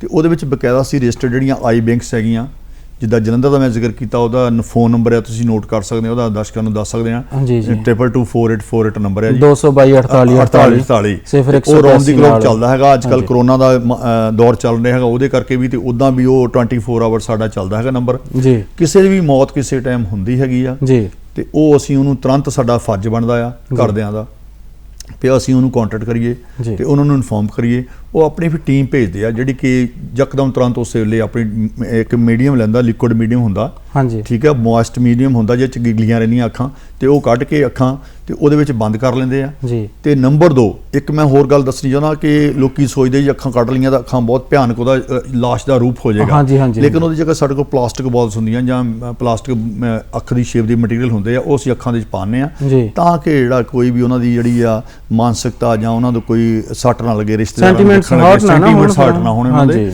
ਤੇ ਤਾਂ ਕਿ ਉਹਦੀ ਲਾਸ਼ ਦੀ ਜਿਹੜੀ ਆ ਉਹ ਨਾ ਉਹਦੀ ਸ਼ਕਲ ਜਿਹੜੀ ਗਲਤ ਨਾ ਬਣੇ। ਤੇ ਉਹ ਫਿਰ ਉਹ ਲੈ ਜਾਂਦੇ ਆ ਤੇ ਉਹਨੂੰ ਫਿਰ ਅੱਗੇ ਕੁਝ 5 ਦਿਨ ਦਾ ਸਮਾਂ ਆ, ਕੁਝ 10 ਦਿਨ ਦਾ ਸਮਾਂ ਆ, ਉਹਦੇ ਵਿੱਚ ਮੀਡੀਅਮ 'ਚ ਰੱਖ ਕੇ ਉਹ ਜਿੱਦਾਂ ਵੀ ਲੋੜ ਮੁਤਾਬਕ ਚੱਲਦੀ ਆ ਉਹਨੂੰ ਅਸੀਂ ਉਹਦੇ ਵਿੱਚ ਦੂਜੇ। ਇੱਕ ਮੈਂ ਹੋਰ ਦੱਸਣਾ ਚਾਹੂੰਗਾ ਕਿ ਅੱਖ ਦਾ ਸਾਰੀ ਦਾ ਜਿਹੜਾ ਸ਼ੀਸ਼ਾ ਜੀ, ਕੋਰਨੀਆ ਜਿਹਨੂੰ ਕਹਿੰਦੇ ਆ, ਇਹੀ ਸਿਰਫ ਉਹਦੇ ਵਿੱਚ ਇੰਪਲਾਂਟ ਹੁੰਦਾ ਹੈਗਾ, ਜਿਹਦੇ ਰਾਹੀਂ ਕਿ ਜਿਹੜੀ ਬਾਹਰਲੀ ਲਾਈਟ ਆ ਉਹ ਅੱਖਾਂ ਰਾਹੀਂ ਜਾ ਕੇ ਅੰਦਰ ਪਿੱਛੇ ਰੈਟਨਾ ਉੱਤੇ ਇਮੇਜ ਬਣਦਾ ਹੈਗਾ, ਤੇ ਇਸ ਕਰਕੇ ਕੋਰਨੀਆ ਜਿਹੜਾ ਟ੍ਰਾਂਸਪਲਾਂਟ ਹੁੰਦਾ ਹੈਗਾ। ਤੇ ਦੂਜੀ ਮੈਂ ਗੱਲ ਇਹ ਕਹਿਣੀ ਹੈ ਕਿ ਸੌਂਦੀ ਸਾਹਿਬ, ਹਾਂਜੀ, ਤੇ ਅੱਖਾਂ ਦੀ ਜਿੰਨੀ ਸਾਡੇ ਕੋਲ ਡਿਮਾਂਡ ਹੈ, ਉਨੀ ਲੋਕੀ ਅੱਖਾਂ ਦਾਨ ਨਹੀਂ ਕਰਦੇ ਪਏ। ਅੱਛਾ ਜੀ, ਡਿਮਾਂਡ ਬਹੁਤ ਜ਼ਿਆਦਾ ਹੈਗੀ ਆ ਜੀ, ਤੇ ਦਾਨ ਕਰਨ ਦੀ ਗਿਣਤੀ ਘੱਟ ਆ। ਸੋ ਵੇਟਿੰਗ ਲਿਸਟ ਕਹਿ ਸਕਦੇ, ਤੁਸੀਂ ਕਹਿ ਸਕਦੇ। ਸੋ ਇਸ ਕਰਕੇ ਤੋਂ ਵੱਧ ਚੜ ਕੇ ਇਸ ਮਾਧਿਅਮ ਰਾਹੀਂ ਮੈਂ ਲੋਕਾਂ ਨੂੰ, ਦਰਸ਼ਕਾਂ ਨੂੰ ਅਪੀਲ ਕਰੂੰਗਾ ਕਿ ਉਹ ਵੱਧ ਤੋਂ ਵੱਧ ਆਪਣੇ ਇਸ ਤਰ੍ਹਾਂ, ਕਿਉਂਕਿ ਜੇ ਬੋਡੀ ਹੋ ਗਈ ਉਸ ਤੋਂ ਬਾਅਦ ਫੂਕ ਦੇਣੀ ਜਾਂ ਦਬਾ ਦੇਣੀ, ਅੱਖਾਂ ਦਾ ਕਿਸੇ ਨੇਤਰ ਜਿੰਦਾ ਰਹਿ ਸਕਦੇ। ਦੇਖੋ ਨਾ ਤਾਂ ਜਿਹੜੇ ਅੰਗ ਨੇ ਜੀ, ਕਹਿੰਦੇ ਨੇ ਨਾ ਵੀ ਸਵਰਗ ਜਾਣਾ ਜਾਂ ਸਵਰਗ ਵਿੱਚ ਜ਼ਰੂਰਤ ਨਹੀਂ ਪੈਂਦੀ ਅੰਗਾਂ ਦੀ, ਅੰਗਾਂ ਦੀ ਜ਼ਰੂਰਤ ਇੱਥੇ ਹੈਗੀ ਆ, ਅੱਖਾਂ ਦੀ ਜ਼ਰੂਰਤ ਉੱਥੇ ਨਹੀਂ ਪੈਂਦੀ, ਅੱਖਾਂ ਦੀ ਜ਼ਰੂਰਤ ਇੱਥੇ ਆ ਜੀ। ਤੇ ਜੇ ਦਾਨ ਕਰਨੀਆਂ ਹੋਣ ਤੇ ਜੇ ਕੋਈ ਵਿਲਿੰਗ ਵੀ ਹੋਵੇ, ਹੁਣ ਸਾਡਾ ਪ੍ਰੋਗਰਾਮ ਚੱਲਦੇ ਚੱਲਦੇ ਹੋ ਸਕਦਾ ਕਿਸੇ ਦਾ ਮਨ ਬਣਿਆ ਜੀ, ਫਾਰਮੈਲਿਟੀਜ਼ ਕੀ ਨੇ ਜੀ ਉਹਨਾਂ ਦੀ?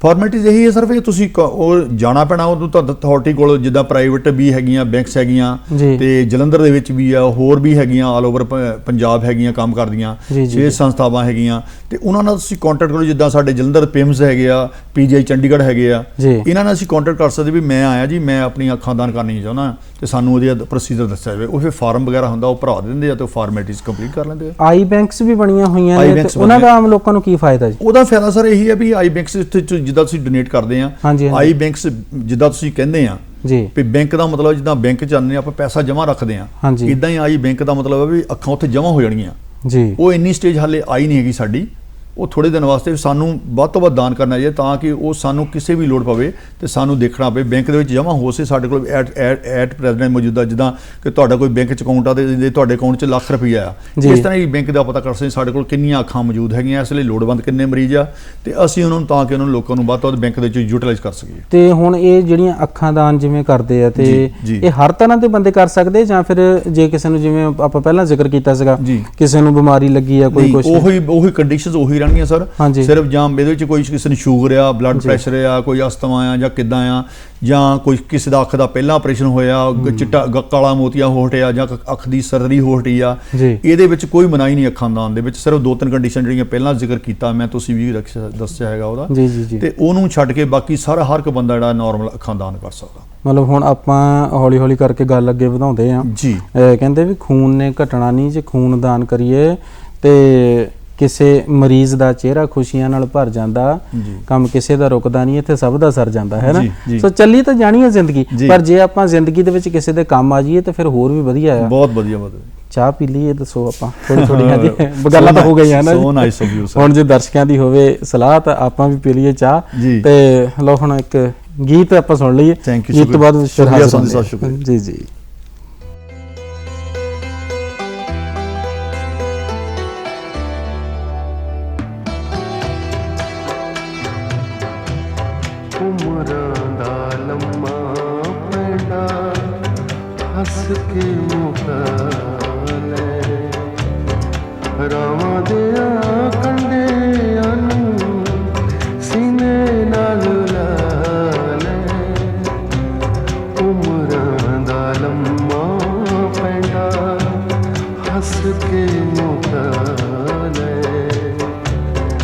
ਰਾਵਾਂ ਦੇ ਕੰਢਿਆਂ ਨੂੰ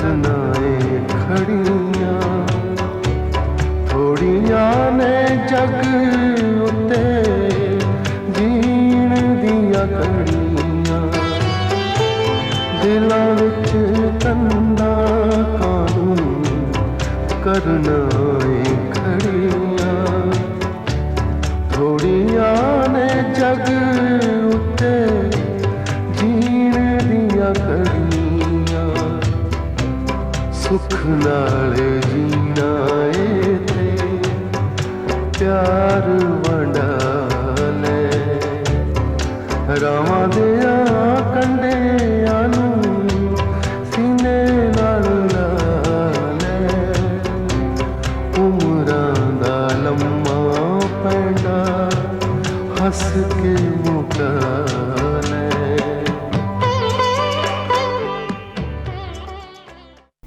ਵਾਕਿਆ ਜੀ ਰਾਵਾਂ ਦਿਆਂ ਕੰਢਿਆਂ ਨੂੰ ਸੀਨੇ ਨਾਲ ਲਾ ਲੈ। ਸੋ ਜਦੋਂ ਅਸੀਂ ਰਾਹ ਦੇ ਵਿੱਚ ਨਾ ਕਹਿੰਦੇ ਨੇ ਕਿ ਕੰਢਿਆਂ ਦਾ ਕੀ ਦੋਸ਼ ਤਾਂ ਤੁਰਨੇ ਵਾਲੇ ਦਾ। ਸੋ ਤੁਰਨੇ ਵਾਲੇ ਨੂੰ ਜੇ ਤੁਰਨ ਦੀ ਜਾਂਚ ਆ ਜਾਏ ਨਾ ਤਾਂ ਫਿਰ ਕੰਢਿਆਂ ਦਾ ਕੋਈ ਦੋਸ਼ ਨਹੀਂ ਹੁੰਦਾ, ਜਿੰਨੇ ਮਰਜ਼ੀ ਆ ਜਾਣ ਫਿਰ ਆਪਣੇ ਆਪ ਹੀ ਕੰਢੇ ਜਿਹੜੇ ਹੈਗੇ ਆ ਉਹ ਥੱਲੇ ਧੱਸਦੇ ਜਾਂਦੇ ਆ ਤੇ ਨੰਗੇ ਪੈਰਾਂ ਦੇ ਨਾਲ ਵੀ ਕੰਢਿਆਂ ਤੇ ਤੁਰਿਆ ਜਾ ਸਕਦਾ ਆ। ਬੇਸ਼ੱਕ ਕਿ ਤੁਸੀਂ ਦਿਲ ਦੇ ਵਿੱਚ ਜਜ਼ਬਾ ਰੱਖੋ ਤੇ ਕਠਿਨਾਈਆਂ ਤਾਂ ਆਉਂਦੀਆਂ ਨੇ ਸਾਰੀ ਜ਼ਿੰਦਗੀ ਦੇ ਵਿੱਚ, ਪਰ ਫਿਰ ਵੀ ਆਪਾਂ ਥੋੜ੍ਹਾ ਸੋਚੀਏ, ਵਿਚਾਰੀਏ, ਸਮਾਜ ਦਾ ਸੁਧਾਰ ਦਾ ਕੰਮ ਕਰ ਲਈਏ, ਸਮਾਜ ਦੀ ਸੇਵਾ ਦਾ ਕੰਮ ਕਰ ਲਈਏ। ਇਹੀ ਮੌਕਾ ਹੈਗਾ।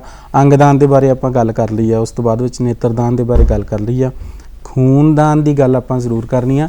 ਸੋ ਡਾਕਟਰ ਸੁਰਿੰਦਰ ਜਗਤ ਜੀ ਸਾਡੇ ਨਾਲ ਨੇ। ਡਾਕਟਰ ਸਾਹਿਬ, ਜਦੋਂ ਆਪਾਂ ਖੂਨਦਾਨ ਦੀ ਗੱਲ ਕਰਦੇ ਆ ਨਾ ਤੇ ਕਾਫੀ ਜ਼ਿਆਦਾ ਨਾ ਦਿਲ ਦੇ ਵਿੱਚ ਵਹਿਮ ਜਿਹਾ ਹੁੰਦਾ ਵੀ ਖੌਰੇ ਮੈਂ ਖੂਨਦਾਨ ਕਰ ਦਿੱਤਾ ਕਮਜ਼ੋਰੀ ਆ ਜਾਣੀ ਹੈ ਜੀ ਬਈ। ਪਹਿਲੀ ਗੱਲ ਤਾਂ ਇਹੀ ਹੁੰਦੀ ਨਾ ਮੈਂ ਕਿਤੇ ਕਮਜ਼ੋਰ ਹੀ ਨਾ ਹੋ ਜਾ।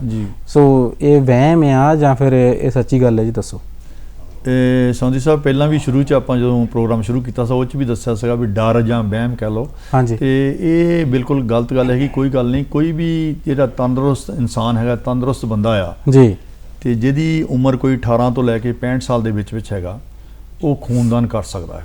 ਅੱਛਾ ਜੀ। ਤੇ ਉਹਦੀ ਕੰਡੀਸ਼ਨ ਆ ਵੀ ਜਿਹੜੀਆਂ 2-4 ਬਿਮਾਰੀਆਂ ਤੁਸੀਂ ਦੱਸੀਆਂ ਹੈਗੀਆਂ, ਪਹਿਲਾਂ ਵੀ ਆਪਾਂ ਪ੍ਰੋਗਰਾਮ 'ਚ ਜ਼ਿਕਰ ਕਰਦੇ ਆ ਰਹੇ ਹਾਂ, ਹਾਂਜੀ, ਉਹ ਤੋਂ ਰਹਿਤ ਹੋਣਾ ਚਾਹੀਦਾ ਤੇ ਤੰਦਰੁਸਤ ਹੋਣਾ ਚਾਹੀਦਾ। ਉਹਦਾ ਹੀਮੋਗਲੋਬਿਨ, ਜਿਹਨੇ ਖੂਨ ਦਾ ਦਵਾ ਹੀਮੋਗਲੋਬਿਨ ਕਹਿੰਦੇ ਇਹਨੂੰ, ਖੂਨ ਦੀ ਮਾਤਰਾ ਜਿਹੜੀ ਉਹ 11 ਜਾਂ 12 ਗ੍ਰਾਮ ਹੋਣੀ ਚਾਹੀਦੀ ਆ।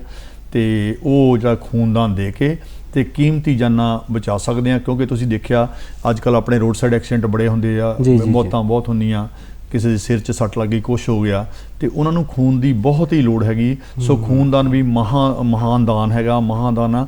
ਤੇ ਇਸ ਕਰਕੇ ਇਹਨੂੰ ਸਾਨੂੰ ਮਨੁੱਖਤਾ ਦੀ ਸੇਵਾ ਲਈ ਅੱਗੇ ਆ ਕੇ ਵੱਧ ਚੜ੍ਹ ਕੇ ਖੂਨਦਾਨ ਕਰਨਾ ਚਾਹੀਦਾ। ਹਾਂਜੀ, ਕੱਲੀਆਂ ਮਤਲਬ ਆਪਾਂ ਸਿਰਫ ਇਤਿਹਾਸ ਉੱਤੇ ਨਾ ਤੁਮ ਮੁਝੇ ਖੂਨ ਦੋ ਮੈਂ ਤੁਮੇ ਆਜ਼ਾਦੀ ਦੂੰਗਾ, ਮਤਲਬ ਇਹ ਜਿਹੜੀਆਂ ਚੀਜ਼ਾਂ ਨੇ ਅਸੀਂ ਕਿਤਾਬਾਂ ਵਿੱਚ ਪੜ੍ਹਦੇ ਆਏ ਹਾਂ, ਪਰ ਅਸਲ ਦੇ ਵਿੱਚ ਸਾਡਾ ਜਿਹੜਾ ਹੈਗਾ ਨਾ ਦੇਸ਼ ਭਗਤੀ ਦਾ ਜਜ਼ਬਾ ਇੱਥੇ ਪਤਾ ਲੱਗਦਾ ਵੀ ਅਸੀਂ ਕਿਸੇ ਦੀ ਜਾਨ ਬਚਾ ਲਈ ਆ। ਕਿਹੜੇ ਬੰਦੇ ਨੇ ਜਿਹੜੇ ਕਰ ਸਕਦੇ ਨੇ ਖੂਨਦਾਨ ਜੀ? ਮੈਂ ਦੱਸਿਆ ਜੀ, ਕੋਈ ਵੀ ਹੈਲਦੀ ਤੰਦਰੁਸਤ ਇਨਸਾਨ ਆ, ਜਿਹਨੂੰ ਕੋਈ ਬਿਮਾਰੀ ਨਹੀਂ ਹੈਗੀ, ਉਮਰ ਉਹਦੀ 1800। ਜੇ ਕਿਸੇ ਨੂੰ ਸ਼ੂਗਰ ਹੋਵੇ ਜੀ ਫਿਰ ਨਹੀਂ, ਉਹਦੀ ਕੋਈ ਕੰਟਰਾਇੰਡੀਕੇਸ਼ਨ ਨਹੀਂ। ਕੋਈ ਸ਼ੂਗਰ ਆ, ਬਲੱਡ ਪ੍ਰੈਸ਼ਰ ਆ, ਕੋਈ ਇਦਾਂ ਦੀ ਕੋਈ ਮਨਾਹੀ ਨਹੀਂ। ਸਿਰਫ HIV, ਹੈਪੇਟਾਈਟਸ ਵਗੈਰਾ, ਕਰੋਨਾ ਵਗੈਰਾ ਉਹ ਨਹੀਂ ਦਊਗਾ। ਬਾਕੀ ਇੱਕ ਮੈਂ ਸੌਂਦੀ ਸਾਹਿਬ ਤੁਹਾਨੂੰ ਗੱਲ ਦੱਸਣੀ ਆ ਕਿ ਖੂਨਦਾਨ ਦੀ ਮਹੱਤਤਾ ਐਸੀ ਕਿਉਂ ਦਾਨ ਕਰਨਾ ਪੈਂਦਾ ਸਾਨੂੰ। ਹਾਂਜੀ, ਕਿਉਂਕਿ ਖੂਨ ਇੱਕ ਐਸਾ ਬੋਡੀ ਦਾ ਲਿਕੁਇਡ ਹੈਗਾ, ਜਿਹੜੀ ਲੋੜ ਹੈਗੀ ਆ, ਜਿਹੜੀ ਕਿ ਅਸੀਂ ਲੈਬੋਰਟਰੀ ਦੇ ਵਿੱਚ ਇਹਨੂੰ ਤਿਆਰ ਨਹੀਂ ਕਰ ਸਕਦੇ।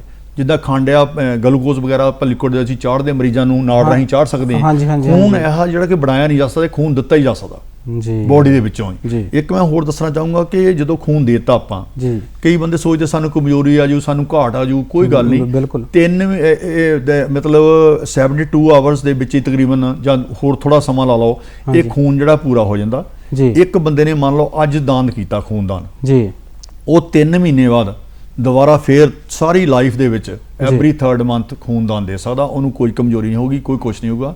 ਤੇ ਬਕਾਇਦਾ ਕਈ ਲੋਕ ਸਾਡੇ ਵਿੱਚ, ਸਾਡੇ ਜਾਣ ਪਛਾਣ ਦੇ ਹੈਗੇ, ਜਿਨ੍ਹਾਂ ਨੇ 20-25 ਵਾਰ ਖੂਨਦਾਨ ਕੀਤਾ ਆ, ਉਹ ਬਿਲਕੁਲ ਤੰਦਰੁਸਤ ਨੱਠੇ ਭੱਜੇ ਫਿਰਦੇ, ਕੋਈ ਗੱਲ ਨਹੀਂ ਹੈਗੀ। ਬਕਾਇਦਾ ਉਹ ਸੰਸਥਾ ਉਹਨਾਂ ਨੂੰ ਆਨਰ ਕਰਦੀ ਆ, ਬਕਾਇਦਾ ਉਹਨਾਂ ਨੂੰ ਸਰਟੀਫਿਕੇਟ ਮਿਲਦਾ ਹੈਗਾ, ਉਹ ਤੁਸੀਂ ਯੂਟਿਲਾਈਜ਼ ਕਰ ਸਕਦੇ। ਕਿਸੇ ਤੁਹਾਨੂੰ ਲੋੜ ਪੈਂਦੀ ਤਾਂ ਉਹਨੂੰ ਦਿਖਾ ਕੇ ਤੁਸੀਂ ਆਪਣਾ ਮਤਲਬ ਖੂਨ ਲੈ ਸਕਦੇ। ਅੱਛਾ, ਜੇ ਕਿਸੇ ਨੇ ਖੂਨਦਾਨ ਕਰਨਾ ਤੇ ਫਾਰਮੈਲਿਟੀਜ਼ ਉਹੀ ਨੇ ਸੇਮ ਵੀ ਆਪਾਂ ਨੂੰ ਫਾਰਮ ਭਰ ਕੇ ਦੇਣਾ ਉਹ ਤਾਂ ਕੋਈ ਨਹੀਂ ਸਰ, ਤੁਸੀਂ ਉਹਦਾ ਸਿੰਪਲ ਕੋਈ ਨਹੀਂ ਹੈਗਾ, ਉਹ ਤਾਂ ਜਾਓ ਤੁਸੀਂ ਬਲੱਡ ਬੈਂਕ ਦੇ ਵਿੱਚ, ਜਾਂ ਅੱਜ ਕੱਲ ਤੁਸੀਂ ਦੇਖਿਆ ਹੋਣਾ ਕੈਂਪ ਵੀ ਲੱਗਦੇ ਆ ਨਾ, ਪਿੰਡਾਂ ਵਿੱਚ ਵੀ ਦੂਰ ਦਰਾਡੇ ਕੈਂਪਾਂ ਵਿੱਚ ਸੰਸਥਾਵਾਂ ਜਾਂਦੀਆਂ ਜਾਂ ਬਲੱਡ ਬੈਂਕ ਵਾਲੇ ਜਾਂਦੇ ਆ, ਉਹ ਅਨਾਉਂਸਮੈਂਟ ਕਰਦੇ ਵੀ ਫਲਾਣੇ ਦਾ ਕੈਂਪ ਲੱਗ ਰਿਹਾ ਹੈਗਾ, ਤੇ ਉੱਥੇ ਅਸੀਂ ਜਾ ਕੇ ਬਾਅਦ ਚ ਚੜ ਕੇ ਉਹ ਕੈਂਪ ਦੇ ਵਿੱਚ ਜਾਣਾ, ਆਪਣੇ ਟੈਸਟ ਕਰਦੇ ਆ ਤੇ ਉਹ ਫਾਰਮ ਭਰੋ, ਕੈਂਪ ਲੈ ਕੇ ਉਹਦਾ ਬਲੱਡ ਗਰੁੱਪ ਲੈਂਦੇ ਆ, ਉਹਦੀ ਕ੍ਰਾਸ ਮੈਚਿੰਗ ਹੁੰਦੀ ਸਾਰੀ, ਉਹ ਕਰਕੇ ਆਪਾਂ ਰੱਖ ਲੈਂਦੇ ਹੈਗੇ ਜੀ। ਜਿਹਦੇ ਬਲੱਡ ਗਰੁੱਪ ਜਿੰਨੇ ਆ ਉਹ ਤਾਂ ਤੁਹਾਨੂੰ ਪਤਾ ਹੀ ਹੈ ਸਾਰੇ common, A B O positive ਤੇ AB ਬਲੱਡ ਗਰੁੱਪ ਹੁੰਦੇ ਆ, RH ਇੱਕ ਹੁੰਦਾ ਉਹਦਾ ਨੈਗੇਟਿਵ ਪੋਜ਼ਿਟਿਵ ਹੁੰਦਾ, ਉਹ ਸਾਡਾ ਕੰਪੈਟੇਬਲ ਨਾ ਕਰਕੇ ਤੇ ਉਹ ਅਸੀਂ ਦੇ ਸਕਦੇ ਹਾਂ ਜੀ। ਤੇ ਜਿਵੇਂ ਤੁਸੀਂ ਨਾ ਅੰਗਦਾਨ ਦੀ ਗੱਲ ਕੀਤੀ ਹੈ, ਜੇ ਆਪਾਂ ਨੇਤਰਦਾਨ ਦੀ ਵੀ ਕਰ ਲਈ, ਸਰੀਰ ਵੀ ਕਈ ਦਾਨ ਕਰਦੇ ਨੇ ਜੀ, ਹੈ ਨਾ ਜੀ। ਤੇ ਗੱਲ ਮੈਂ ਹੁਣ ਉੱਥੇ ਆਉਂਦੇ ਆ, ਤੁਹਾਡੀ ਮੁਸਕਰਾਹਟ ਜਿਹੜੀ ਹੈਗੀ ਉਹ ਵੀ ਦੱਸਦੀ ਆ ਵੀ ਤੁਸੀਂ ਕਹਿੰਦੇ ਹੁੰਦੇ ਨਾ ਵੀ ਇੱਕ ਅੰਮ੍ਰਿਤ ਦੀ ਬੂੰਦ ਹੀ ਕਾਫੀ ਅੱਗ ਬੁਝਾਉਣ ਲਈ, ਇੱਕੋ ਹੀ ਸਿਰ ਕਾਫੀ ਹੁੰਦਾ ਕੌਮ ਜਗਾਉਣ ਲਈ। ਥੈਂਕ ਯੂ ਸਰ, ਹੈ ਨਾ ਜੀ। ਸੋ ਜੇ ਬੰਦੇ ਨੇ ਆਪ ਨਾ ਜੀ ਆਪਣੇ ਮੋਢਿਆਂ ਤੇ ਭਾਰ ਲੈ ਲਿਆ ਵੀ ਹਾਂ ਮੈਂ ਕਰਨਾ ਆ, ਤੇ ਫਿਰ ਉਹ ਦੂਜਿਆਂ ਨੂੰ ਸਲਾਹ ਵੀ ਦੇ ਸਕਦਾ ਜੀ। ਸੋ ਇਸੇ ਤਰ੍ਹਾਂ ਦੇ ਨਾਲ ਤੁਸੀਂ ਆਪਣੀ ਬਾਂਹ ਦੇ ਉੱਤੇ ਨਾ ਇੱਕ ਟੈਟੂ ਬਹਾਇਆ ਹੋਇਆ ਹੈ ਨਾ। ਸੋ ਜਦੋਂ ਅਸੀਂ ਇਹਦੀ ਗੱਲ ਕਰਦੇ ਹਾਂ ਤੇ ਇਹਦੇ ਉੱਤੇ ਲਿਖਿਆ ਹੋਇਆ ਵੀ ਅੱਖਾਂ ਦਾ ਦਾਨ ਤੇ ਸਰੀਰ ਦਾ ਦਾਨ, ਹੈ ਨਾ। ਸੋ ਇਹ ਇੱਕ ਪਲੈਜ ਜਿਹੜੀ ਹੈਗੀ ਆ, ਇਹ ਹੈ ਕਿ ਤੁਸੀਂ ਇੱਕ ਸ਼ਪਥ ਲਈ ਹੋਈ ਹੈ, ਇੱਕ ਸਹੁੰ ਲਈ ਹੋਈ ਹੈ। ਸੋ ਤੁਹਾਨੂੰ ਇਹ ਪ੍ਰੇਰਨਾ ਜਿਹੜੀ ਹੈਗੀ ਆ ਖੁਦ, ਜੇ ਮੈਂ ਨਿੱਜੀ ਤੌਰ ਤੇ ਪੁੱਛਾਂ ਤਾਂ ਇਹ ਕਿੱਥੋਂ ਮਿਲੀ ਆ, ਇਹ ਕਿੱਦਾਂ ਮਤਲਬ ਸਬੱਬ ਬਣਿਆ ਹੈ? ਜੀ ਸਰ ਇਸ ਤਰ੍ਹਾਂ ਹੈਗਾ ਸੌਂਦੀ ਸਾਹਿਬ ਵੀ ਮੇਰੇ ਇੱਥੇ ਲੋਕਲ ਨਾ ਭੂਆ ਜੀ ਰਹਿੰਦੇ ਆ, ਉਹਨਾਂ ਦਾ ਬੇਟਾ ਸੁਰਿੰਦਰ ਸਿੰਘ ਸੀਗਾ, ਉਹ ਤਰਕਸ਼ੀ ਸੋਸਾਇਟੀ ਨਾਲ ਅਟੈਚ ਸੀਗਾ ਜੀ, ਤੇ ਉਹਦੀ ਡੈਥ ਹੋ ਗਈ ਜੀ। ਤੇ ਉਹਨ ਵੀ ਆਪਣੇ ਜਿੰਦੇ ਜੀ ਪਲੈਜ ਕੀਤਾ ਸੀਗਾ ਵੀ ਮੈਂ ਆਪਣੀ ਬੋਡੀ ਦਾਨ ਦੇਣੀ ਆ ਜੀ। ਤੇ ਉਹਦੀ ਬੋਡੀ ਸਾਨੂੰ ਅਸੀਂ ਕੰਟੈਕਟ ਪਹਿਲਾਂ ਪੇਮਸ ਦੇ ਕੀਤਾ, ਫਿਰ ਅੰਮ੍ਰਿਤਸਰ ਕੀਤਾ, ਤੇ ਫਿਰ ਸਾਨੂੰ ਲੁਧਿਆਣੇ CMC ਅਸੀਂ ਇਹ 14 ਸਾਲ ਦੇ ਵਿੱਚ ਉਹਦੀ ਡੈਥ ਹੋ ਗਈ ਸੀ। ਅਸੀਂ 20 ਤਰੀਕ ਨੂੰ ਜੁਲਾਈ ਨੂੰ ਉਹਦੀ ਬੋਡੀ ਅਸੀਂ CMC ਲੁਧਿਆਣੇ ਦੇ ਕੇ ਗਏ ਜੀ। ਉਹਦਾ ਸਾਡੇ ਕੋਲ ਸਰਟੀਫਿਕੇਟ ਆ ਬਕਾਇਦਾ, ਤੇ ਉਹ ਤੋਂ ਮੈਨੂੰ ਪ੍ਰੇਰਨਾ ਮਿਲੀ ਫਿਰ ਵੀ ਮੈਂ ਆਪਣਾ ਇਹਨੂੰ ਆਪਣੇ ਖਾਨਦਾਨ ਦੇ ਵਿੱਚ ਜਾਂ ਇਹਦੇ ਮਨੁੱਖਤਾ ਲਈ ਜਾਰੀ ਰੱਖਣਾ ਹੈਗਾ। ਉਸ ਤੋਂ ਬਾਅਦ 15 ਦੇ ਵਿੱਚ ਮੇਰੇ ਫਾਦਰ ਸਾਹਿਬ ਦੀ ਡੈਥ ਹੋਈ। ਮੈਂ ਫਾਦਰ ਸਾਹਿਬ ਨੂੰ ਬੜਾ ਜ਼ੋਰ ਲਾਇਆ ਵੀ ਮੈਂ ਉਹਨਾਂ ਦੀ ਅੱਖਾਂ ਦਾਨ ਕਰਾਂ ਜਾਂ ਕਿੱਦਾਂ, ਪਰ ਉਹਦੀ ਆਪਣੀ ਵਿਲ ਸੀ, ਉਹ ਮੰਨੇ ਨਹੀਂ। ਫਿਰ ਮੈਂ ਆਪਣੇ ਦਿਮਾਗ ਦੀ ਕੱਢ ਕੇ ਦਿੱਤੀ, ਤੁਸੀਂ ਪਤਾ ਹੀ ਹੈ ਤੁਹਾਨੂੰ, ਹਰ ਇੱਕ ਇਨਸਾਨ ਦੁਨੀਆ ਚਾਹੁੰਦਾ ਉਹ ਕੋਈ ਨਾ ਕੋਈ ਚਾਹੁੰਦਾ ਵੀ ਮੈਂ ਵਿਲੱਖਣ ਕੰਮ ਕਰਾਂ ਜਿੰਨਾ ਕਿ ਮੇਰਾ ਕੋਈ ਪਛਾਣ ਹੋ ਸਕੇ। ਸੋ ਮੇਰੇ ਦਿਮਾਗ ਦੀ ਕਾਢ ਆ ਵੀ ਮੈਂ ਆਪਣਾ ਲਿਖਾਇਆ ਕਿ ਇਹ ਸਭ ਤੋਂ ਵਧੀਆ ਤਰੀਕਾ ਹੈਗਾ ਮੈਸੇਜ ਦੇਣ ਦਾ, ਅੰਗਦਾਨ ਕਰਨ ਦਾ, ਅੱਖਾਂ ਦਾਨ ਕਰਨ ਦਾ, ਤਾਂ ਕਿ ਜਦੋਂ ਡੈੱਡ ਬੋਡੀ ਮੰਨ ਲਓ ਕੋਈ ਹੋ ਸਕਦਾ ਕਾਲੀ ਕਾਲੀ ਚ ਰਿਸ਼ਤੇਦਾਰ ਕਹਿਣ ਜਿਹੜੀ ਫੂਕਣ ਵਾਲੀ ਗੱਲ ਕਰੋ ਤੁਸੀਂ ਰਹਿਣ ਦਿਓ ਕੋਈ ਗੱਲ ਨਹੀਂ, ਪਰ ਇਸ ਲਿਖਾਉਣ ਦਾ ਘੱਟੋ ਘੱਟ ਕਿਸੇ ਤਾਂ ਤੁਹਾਡੀ ਨਿਗਾਹ ਪੈ ਜਾਊਗੀ, ਜੇ ਤੁਹਾਨੂੰ ਪਤਾ ਲੱਗੂਗਾ ਤੁਸੀਂ ਕਹਿੰਦੇ ਜੀ ਡਾਕਟਰ ਸਾਹਿਬ ਦੀ ਵੀ ਇੱਛਾ ਪੂਰੀ ਕਰੋ, ਤੁਸੀਂ ਉਹਨਾਂ ਨੇ ਪਲੈਜ ਕੀਤੀ ਹੈ। ਸੋ ਇਸ ਕਰਕੇ ਮੈਂ ਅੱਖਾਂ ਵੀ ਤੇ ਇਹਦਾ ਡੈੱਡ ਬੋਡੀ ਵੀ ਆ, ਤਾਂ ਕਿ ਕਿਉਂਕਿ ਉਹ ਤਾਂ ਫੂਕ ਦੇਣੀ ਜਾਂ ਕੁਛ, ਉਹ ਤਾਂ ਫਾਇਦਾ ਤਾਂ ਕੁਛ ਹੋਣਾ ਨਹੀਂ। ਤੇ ਸੋ ਇਸ ਕਰਕੇ ਇਹ ਅਸੀਂ ਦੁਨੀਆ ਮਰਨ ਤੋਂ ਬਾਅਦ ਵੀ ਅਸੀਂ ਇਸ ਦੁਨੀਆ ਜੀਂਦੇ ਰਹਿ ਸਕਦੇ ਹਾਂ। ਉਹੀ ਗੱਲ ਵੀ ਲੰਬੀ ਜ਼ਿੰਦਗੀ ਨਾਲੋਂ ਵੱਡੀ ਜ਼ਿੰਦਗੀ ਚੰਗੀ ਹੁੰਦੀ ਹੈ, ਭਾਵੇਂ ਛੋਟੀ ਜਿਹੀ ਹੋਵੇ, ਹੈ ਨਾ। ਸੋ ਅੰਗਦਾਨ ਤੋਂ ਗੱਲ ਆਪਾਂ ਸ਼ੁਰੂ ਕੀਤੀ, ਨੇਤਰਦਾਨ ਤੇ ਆ ਗਏ ਆ। ਇਹ ਦਾਨ ਜਿਹੜੇ ਨੇ ਇਹ ਮਹਾਦਾਨ ਨੇ। ਸੋ ਜਦੋਂ ਅੱਜ ਦੇ ਦੌਰ ਦੀ ਗੱਲ ਕਰਦੇ ਆ ਡਾਕਟਰ ਸਾਹਿਬ, ਤੇ ਅੱਜ ਦਾ ਦੌਰ ਤੁਹਾਨੂੰ ਪਤਾ ਵੀ ਅਸੀਂ ਕਿੱਦਾਂ ਦੀ ਭਿਆਨਕ ਮਹਾਮਾਰੀ ਦੇ ਵਿੱਚੋਂ ਦੀ ਨਿਕਲੇ ਆ। ਸੋ ਕਰੋਨਾ ਦਾ ਦੌਰ, ਇਸ ਦੌਰ ਦੇ ਵਿੱਚ ਇਹਨਾਂ ਦਾਨਾਂ ਉੱਤੇ ਪ੍ਰਭਾਵ ਪਿਆ? ਹਾਂ, ਦਾਨਾਂ ਉੱਤੇ ਪ੍ਰਭਾਵ ਪਿਆ, ਕਰੋਨਾ ਕਰਕੇ ਜ਼ਿਆਦਾ ਨਹੀਂ ਪ੍ਰਭਾਵ ਪਿਆ ਹੈਗਾ। ਮੇਰੇ ਖੂਨਦਾਨ ਜਿੱਦਾਂ ਉਹ ਤਾਂ ਥੋੜੀਆਂ ਡਿਜ਼ੀਜ਼ ਹੈਗੀਆਂ, ਬਾਕੀ ਕੋਈ ਜ਼ਿਆਦਾ ਅਸਰ ਨਹੀਂ ਪਿਆ ਹੈਗਾ, ਲੇਕਿਨ ਅਸਰ ਤਾਂ ਹਰ ਇੱਕ ਲਾਈਫ ਦੇ ਹਿੱਸੇ ਤੇ ਪਿਆ ਹੈਗਾ। ਤਾਂ ਲੇਕਿਨ ਇਹ ਤਾਂ ਟੈਂਪਰੇਰੀ ਮੂਵਮੈਂਟ ਹੈ, ਇਹ ਤਾਂ ਚੱਲ ਜਾਣੀ ਹੈਗੀ ਆ, ਲੇਕਿਨ ਇਸ ਪ੍ਰੋਸੈਸ ਨੂੰ ਸਾਨੂੰ ਦਾਨ ਨੂੰ ਅਸੀਂ ਕੰਟੀਨਿਊ ਜਾਰੀ ਰੱਖਣਾ ਚਾਹੀਦਾ। ਇੱਕ ਸਵਾਲ ਇਹ ਵੀ ਮੇਰੇ ਨਾ ਜ਼ਿਹਨ ਦੇ ਵਿੱਚ ਆ ਰਿਹਾ ਸੀਗਾ ਵੀ ਜੇ ਬੰਦੇ ਨੇ ਨਹੀਂ ਪਲੈਜ ਕੀਤਾ ਹੋਇਆ ਜਾਂ ਫਿਰ ਨਹੀਂ ਕਿਤੇ ਫਾਰਮ ਭਰੇ ਹੋਏ ਕਿਤੇ ਵੀ, ਮਤਲਬ ਉਹਨੇ ਫਾਰਮੈਲਿਟੀਜ਼ ਪੂਰੀਆਂ ਨਹੀਂ ਕੀਤੀਆਂ ਹੋਈਆਂ, ਪਰ ਉਹਦੀ ਡੈਥ ਹੋ ਜਾਂਦੀ, ਪਰ ਉਹਦਾ ਪਰਿਵਾਰ ਵਿਲਿੰਗ ਹੈ ਵੀ ਚਲੋ ਇਹਨੂੰ ਕਿਸੇ ਤਰ੍ਹਾਂ ਦੇ ਨਾਲ ਨਾ ਡੋਨੇਟ ਕਰ ਦਿੱਤਾ ਜਾਵੇ, ਕੀ ਉਹ ਕਰ ਸਕਦੇ? ਬਿਲਕੁਲ ਕਰ ਸਕਦਾ। ਬਹੁਤ ਵਧੀਆ ਸਵਾਲ ਪੁੱਛਿਆ ਹੈਗਾ ਤੁਸੀਂ।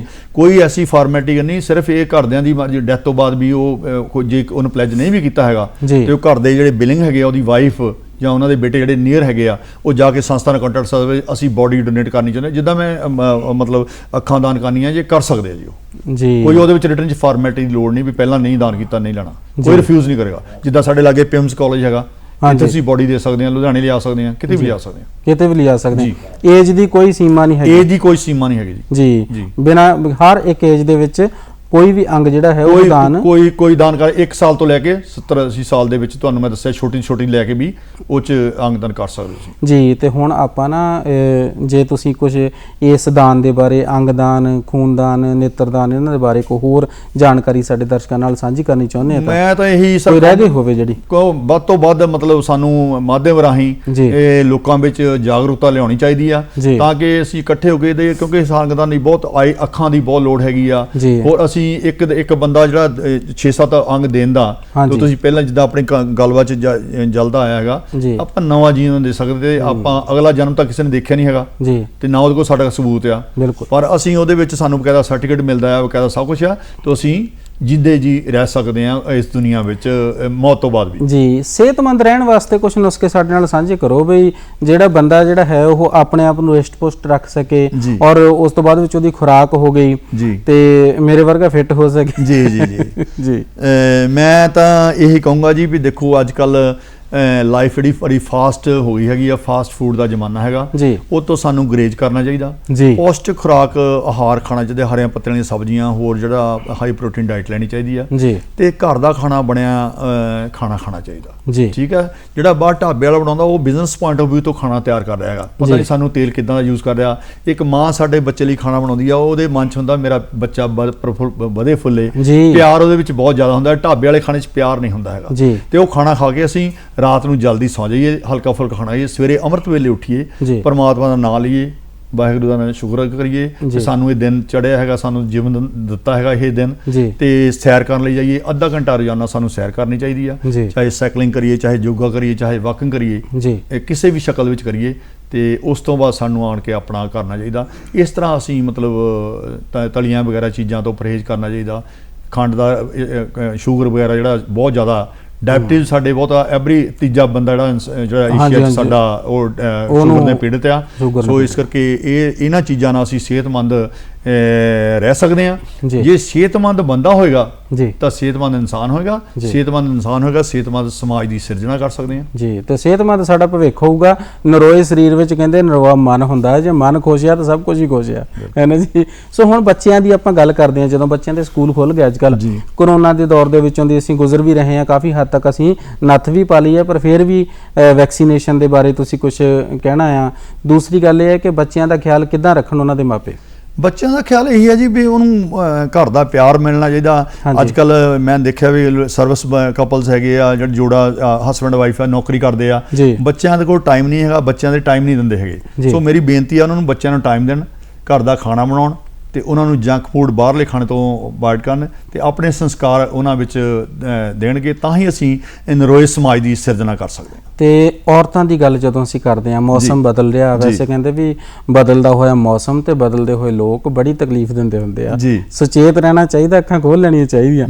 ਇਸ ਕਰਕੇ ਜ਼ਰੂਰੀ ਹੈ ਵੀ ਅਸੀਂ ਮੌਸਮ ਦੇ ਹਿਸਾਬ ਨਾਲ ਆਪਣੇ ਆਪ ਨੂੰ ਢਾਲ ਲਈਏ। ਸੋ ਔਰਤਾਂ ਦੀ ਸੁਰੱਖਿਆ ਦੀ ਗੱਲ ਜਦੋਂ ਅਸੀਂ ਗੱਲ ਕਰਦੇ ਹਾਂ, ਉਹਨਾਂ ਦੀ ਸਿਹਤ ਸੁਰੱਖਿਆ ਦੀ ਗੱਲ ਕਰਦੇ ਹਾਂ, ਉਹ ਕਿਵੇਂ ਰਿਸ਼ਟ ਪੁਸ਼ਟ ਰਹਿ ਸਕਦੀਆਂ? ਕਿਉਂਕਿ ਘਰ ਦੇ ਕੰਮਕਾਜ ਵੀ ਹੁੰਦੇ ਆ, ਕਈ ਦਫ਼ਤਰੀ ਕੰਮਕਾਜ ਹੁੰਦੇ ਆ, ਸੋ ਕੰਮ ਤਾਂ ਕਰਨਾ ਹੀ ਪੈਂਦਾ ਜੀ। ਸੋ ਇਸ ਸੰਦਰਭ ਦੇ ਵਿੱਚ ਤੁਸੀਂ ਇਹਦੇ ਸਰ ਬਹੁਤ ਵਧੀਆ ਸਵਾਲ ਆ। ਦੇਖੋ ਲੇਡੀ ਜਿਹੜੀ ਆ ਉਹ ਜਨਨੀ ਆ, ਸਾਨੂੰ ਜਨਮ ਦਿੰਦੀ ਆ ਤੇ ਉਹਦੇ ਵਿੱਚ ਮਤਲਬ ਹਰ ਇੱਕ ਇਨਸਾਨ ਜਿਹੜਾ ਉਹ ਔਰਤ ਦੇ ਪੇਟ ਚੋਂ ਪੈਦਾ ਹੁੰਦਾ ਆ ਤੇ ਇਸ ਕਰਕੇ ਔਰਤ ਦੀ ਖੁਰਾਕ ਨੂੰ ਬਹੁਤ ਮਹੱਤਤਾ ਦੇਣੀ ਚਾਹੀਦੀ ਹੈ। ਉਹਨੂੰ ਜਦੋਂ ਪ੍ਰੈਗਨੈਂਟ ਹੋਵੇ, ਗਰਭਵਤੀ ਹੋਵੇ, ਉਹਨੂੰ ਗਰਭ ਦੇ ਦੌਰਾਨ ਸਾਨੂੰ ਹਰੀਆਂ ਪੱਤੀਆਂ ਦੀਆਂ ਸਬਜ਼ੀਆਂ, ਉਹਦਾ ਪੌਸ਼ਟਿਕ ਆਹਾਰ ਦੇਣਾ ਤਾਂ ਕਿ ਤੰਦਰੁਸਤ ਬੱਚਾ ਜਿਹੜਾ ਪੈਦਾ ਹੋਵੇ। ਉਹਨੂੰ ਸਮੇਂ-ਸਮੇਂ ਸਿਰ ਟੀਕੇ ਲਾਉਣੇ ਚਾਹੀਦੇ ਆ ਤੇ ਉਹਨੂੰ ਦੂਜੇ ਨਾਲੋਂ ਜ਼ਿਆਦਾ ਆਹਾਰ ਦੇਣਾ ਚਾਹੀਦਾ ਜੀ।